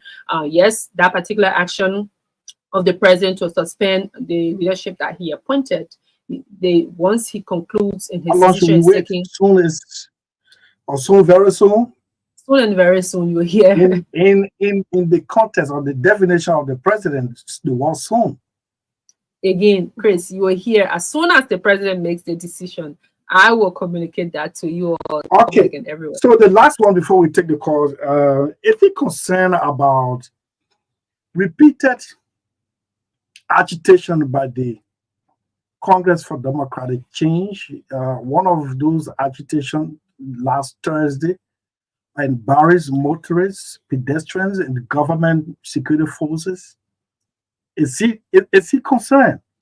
And then, as if that was not enough, then his predecessor writes echoes and they say, in one of the paragraphs, as some legislators told him, quoting Mr. Barker as saying he will wipe out the CDC from the political landscape. He should be concerned. This is not. It's no longer. Yes. Chris. I will tell you, public diplomacy is an art that needs to be learned by many of us, including current and former leaders. And for someone to come and say the president says he will wipe out people, and this is the same president that has appointed seditionists in his government to serve in different positions. There are people who are currently members of CDC, card-holding members of CDC who are currently serving this government. And then you come and say the president says he will wipe out, sedition. That's not even possible. In fact, I will tell you this. During the appointment time, when the major appointments were, happening, there are many times, sometimes when there are conversations around, oh, this person did this, or, so and so. I can tell you this for a fact, Chris. He will say, whether this person is a sedition or this other one, the fact remains they're Liberians. They're citizens. There are people who have rights. They have family. Yes, I'm just saying, Okay. He will say that regardless of which political institution this person is from, the person is a Liberian, the person has families, the person have people to feed. So it doesn't, once the person is competent, me, I don't have a problem with working with them. And he always says that he's someone who don't look at people based on their political. In fact, this United Partisans will tell you that even after the elections, sometimes when they go to the president, when we go to the president at the time, we're all, very active. We say, oh, Mr. President, the United Partisans, you've not done this for the party. He will tell them, I'm not running a United Party government. He said this many times. Even sometimes some of us can be like, Pachi, we United Partisans, we are in the churches, our people, you need to ensure that you support, he say, oh, you're living with your party. He says this all the time. I'm just saying this to mean that he's not someone who only looks at someone for their political orientation like others did in the past.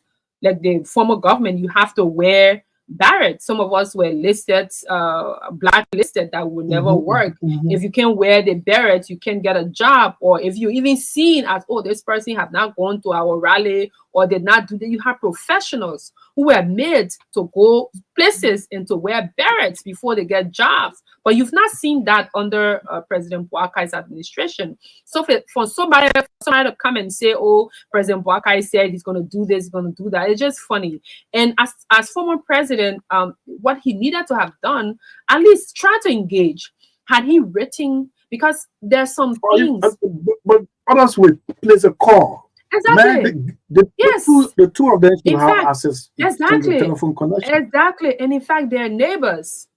It's a very simple thing. You write, even if you say you can place a call, of course, President Boakai will answer former president via phone call any day. In fact, I would say that just when he was coming from Atlanta over the weekend, in the flight to Liberia, he met Alex Cummins. Mr. Alexander Cummins was on the flight, and he exchanged pleasantries. So, oh, Alex, how are you?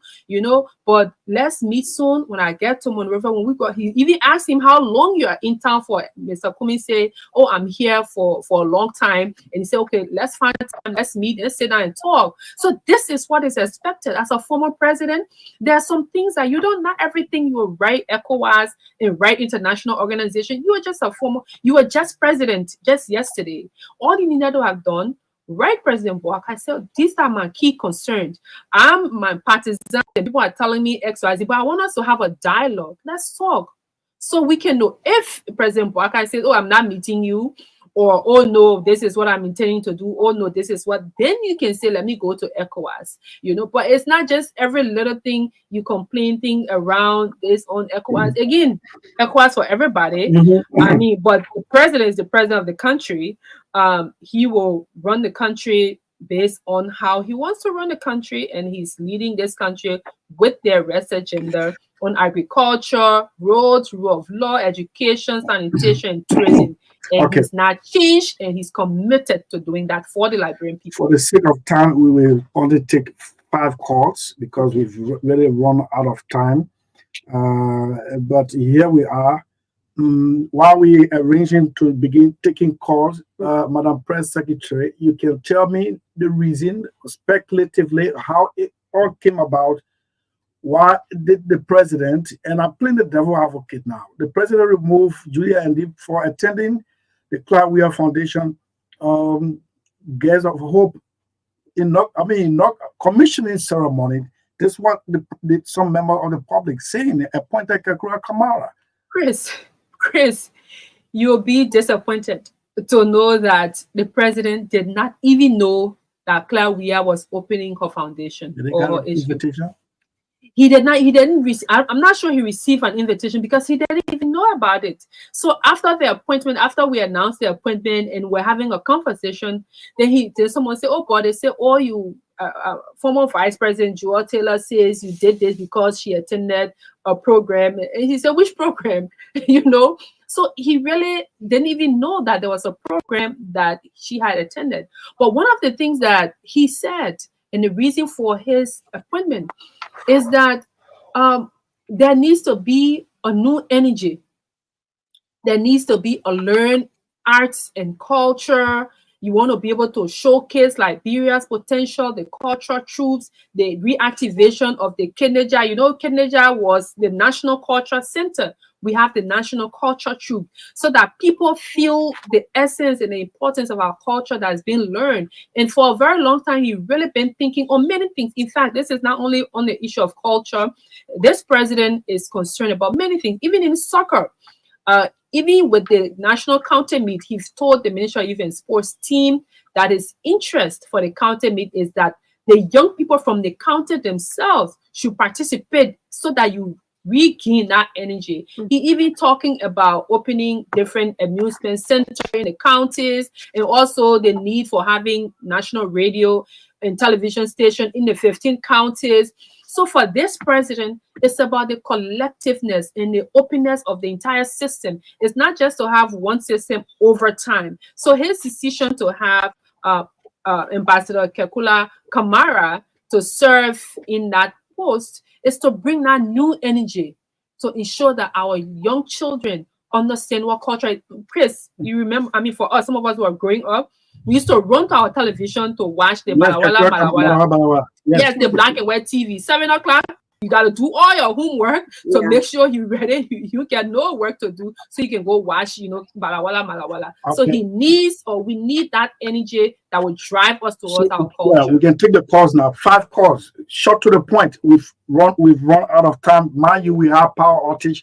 We've run out of time. Please be straight to the point. Leave all where you call in from, and the voice is this one. Just go straight to the point. Hello. Yes, sir. Quickly. Let me say thank you to Madam Ola Fofana. Actually, when she was appointed at that position, some of us have some serious doubt as to whether she was going to perform, or she has actually disqualified our opinion that we thought the new as presidential secretary was going to be one of these gurus around here, but she has actually performed for the short period of time she has been there. On the issue of the former president leveling allegations against the current state man, I think it is not an allegation that the state actors or state security actors have to I think the former president needs to be invited for questioning. Let him answer questions as to who are those who told him that the current president was going to wipe the CPC away. Thank you so much this afternoon. Okay, thanks for placing your call. Hello. Yeah, good evening, Magdalene. Yeah, quickly. Yeah, my name is Shedra Ked, and I'm for you from the shooting there with this meeting. Yes, sir. Yeah, thank you. First, let me encourage schoolers to always tell the president to make sure and not to be carried away by the chicanery of the opposition that the former ruling establishment, the CDC, so that the government cannot prosecute those who look at and milk our country and the future of our young people working drugs and they will eat drugs and to go to court. And let me conclude on the issue about the yellow machine. My people in Variable, Maryland, got their concern. What's happening to the issue about the yellow machine? They were dancing, they were celebrating, they were happy, and then that policy brings away that they will not receive the settlement because people struggle to travel, to commute from one town to another. If people struggle, please do something about the yellow machine issue and not allow it. Okay. You will always feel policy with everything well up with your value, policy with it. Let them follow that. Thank you. Okay. Yes. Okay, so you give us more reason to allow you go, Chief. You have to go, please. Is that the last one? Yeah, fourth turn. Yeah. Hello. Yes, sir. Thank you, madam. The rich would have come basically. Let me say thanks to the presidential press secretary, Madam Fofana. And my comment is that I still want to answer as to what the president is really concerned about how the judiciary system wants to fight back against fighting corruption. So he thinks of the assets recovery. That case went to the Supreme Court. It's the Supreme Court that told the asset recovery if you want to take action, take it in the rightful way, and the asset recovery is started taking in the rightful way again by going to the court. And then the state Supreme Court have appropriation, and since then we have not heard anything about the asset recovery, and then we see this point. Something in the other case have been put to hold in the same way which have been put. So what I'm president is very concerned about the judiciary. Okay.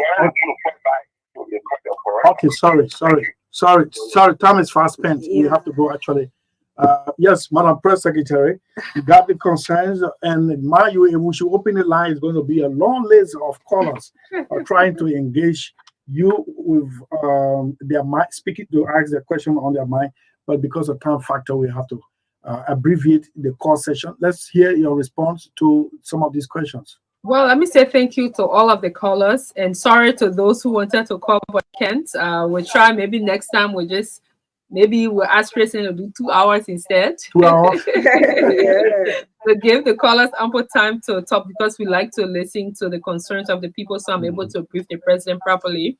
On the issue of the judiciary, the president has tried his best since his ascendancy to work with all sector of the government, including the legislature and the judiciary. We've had a number of meetings, and as all of us know, the judiciary is a separate branch of government, independent, and they should go ahead and do their work without any form of interference, whatever. And their work must also be in the best interest of the general good of the country based on laws. And we hope that, as you've mentioned, in the concern of the general public, that the cases that come to the Supreme Court and other courts should, go as fast as they can, so that people can understand what's going to happen towards that. And this is a comment from this is for the general public, because the public wants to know what's going on. On the issue of the yellow machine, the president did right. We know that's the status of the legislature, and letting them know that this is what's going to happen. And very recently, the president set up a committee to ensure that, because the whole conversation on the yellow machine wasn't just about the machine, it was the president's goal or intent of opening up the country. And the yellow machine is just a component of that, because once you have an open road, you have spots, machines are available, they're able to go and work on that, and the maintenance zones across the country. So that conversation is still happening. The vice president heads a committee that was set up by the president. The Ministry of Public Works is on, the finance ministry, and all key stakeholders to ensure that everything relating to yellow machine and even the road network situation, is properly assessed and resources properly mobilized. So yes, let's hope all will work, and then Maryland, every part of Liberia will be open, especially the president intends to ensure that every county, capital cities are connected. The issue of somebody, whether the former president, they should call him in for questioning. Well, at this point, I know the Ministry of Justice, whatever happened on last Thursday, the Ministry of Justice is on top of it. They investigated, or they're investigating, in the LTA and our team. In fact, there was a security meeting, a national security meeting held on Friday. They've put in place a number of different, issues. But the general point is that the president fight on drugs and substance abuse in Liberia is ever stronger, and he's clear on what he intends to do, and he will do that accordingly. I'm always happy to be here, and thanks again to the callers. Thanks to you, Magdalene, for insisting that I come. I'm here, and thanks to Uncle Chris, senior brother, for all you continue to do, and all the RCI family here from day one. And those of you who are listening, thank you again for your participation in whatever way possible. We'll do our best to keep the president updated. Okay. Yeah. Okay. All right. Thank you very much, Madam Press Secretary. It was a wonderful conversation. Not many people love my line of questioning today, and I've seen the reaction that I was like, yes, man. I was like a government planted journalist today. No, it's okay. So next time, listen. That's what they say. With the 2 hours, Uncle Chris, with the next 2 hours that you're going to find sometime soon, yes, sure. Please, you can ask the toughest of questions. Don't be questions that were available to me. This is what I asked. Right. It was actually intended to get an update, and not to be saying, "Oh, they say Baka can sleep." No, that's not the kind of journalist I am. Right. And nobody goes, yeah. So We even can get out from here. Be careful. but what next do you time, want me to just do? yeah, just ask the tough questions. Yes, sir. Y'all don't give me any free pass here. We Yeah, are no built free for pass. this, We didn't okay? get a free pass. So we got to go to Exactly. Secretary in Nimba County. CPRI is reporting that one of the two bodies drowned into the Tapia River is recovered. CPRI, good afternoon to you. Yeah. Good afternoon to our many listeners outside of the nation. This news, I can intentionally try to avoid it, but we have to inform the public. I saw Mr. Billy post just now. He said, and I quote, the West has come to pass. What a loss, with an exclamation. And you're reporting that one of the bodies is recovered already from the river. Tell us an update. Give us an update, please. Yes, of course. One of the two women that got on the 12th of August has been found. His name is R.S.P. Williams. I'm speaking. We are right at the water bank where the body was found. The body was found on the district 4 side of the river, which is Bopi. So as we speak, we have the family members, well wishers, the police, the coroner, the jury. There was a jury about it. That has been done. As we speak, preparations are on the way now for his burial. This is hard news. Anyway, is there any hope further that the second body can be recovered?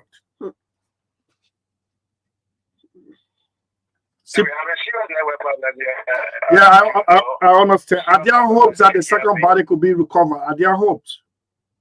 Yes, there are hopes. There are hopes that the body will be recovered because the divers are telling us that they will continue to do the search and hope that they will recover the other body.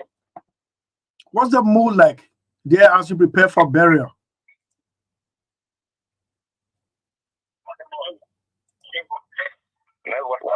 Yes, I'm asking what is the what is the mood like as you prepared for burial? Sad mood, very bad. His father, the body that was just found, father here and son is here. They are weeping very, very bitterly. Very sad. It's a very sad situation here in Bopi, in district number 4, where we are currently standing.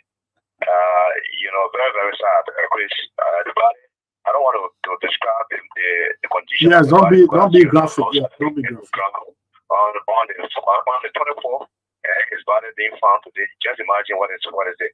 So the coroners examined the body and they determined there was no foul play. Okay, thank you so much, Cyprian, and thanks so much for being there for us, for being there for the representative, and for our CR as well. Thanks so much for filing in. Thank you. We'll do an intensive report tomorrow after we compile everything. Okay, thank you so much. That's wonderful. Thank you so much. Okay. I don't know what I should even use. Wonderful, but yeah, yes, that's it. And I know.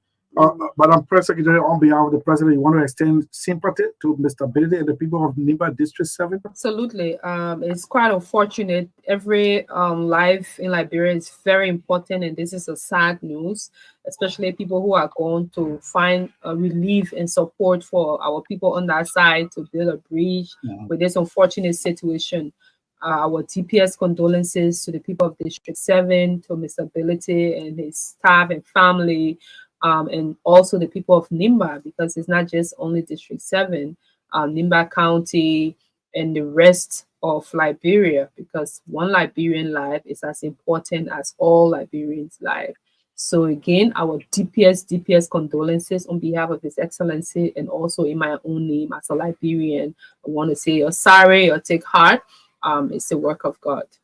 Thank you, Presidential Press Secretary Kula Fofana. Ending today's edition of State of the Nation. Magdalene, thanks for the lineup.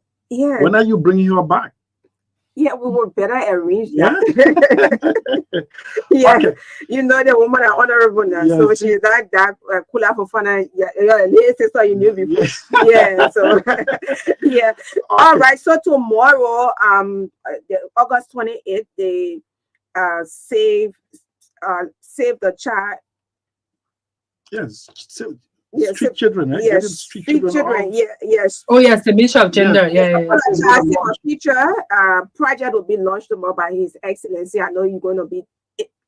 I'm very sure you're going to be there, Kula. But and this is the project of the Ministry of Gender. Yeah. I didn't talk about that earlier today. We have Alex on the line. Okay, so just a reminder to all Liberians: this project, we need to own this project and take out street children, street peddlers, and their parents, and be there for. I mean, just support it in any way. Nobody asking to give millions of dollars, but be there to cooperate with those who are going to be in the field and the Ministry of Gender and those institutions are going to be working together to ensure that this goal is achieved by the government, because it's our project. This is for Liberia. See you tomorrow is on Wednesday, the midweek edition of the program. Magdalene will be here. And I will be in. Unfortunately, again tomorrow. Unfortunately,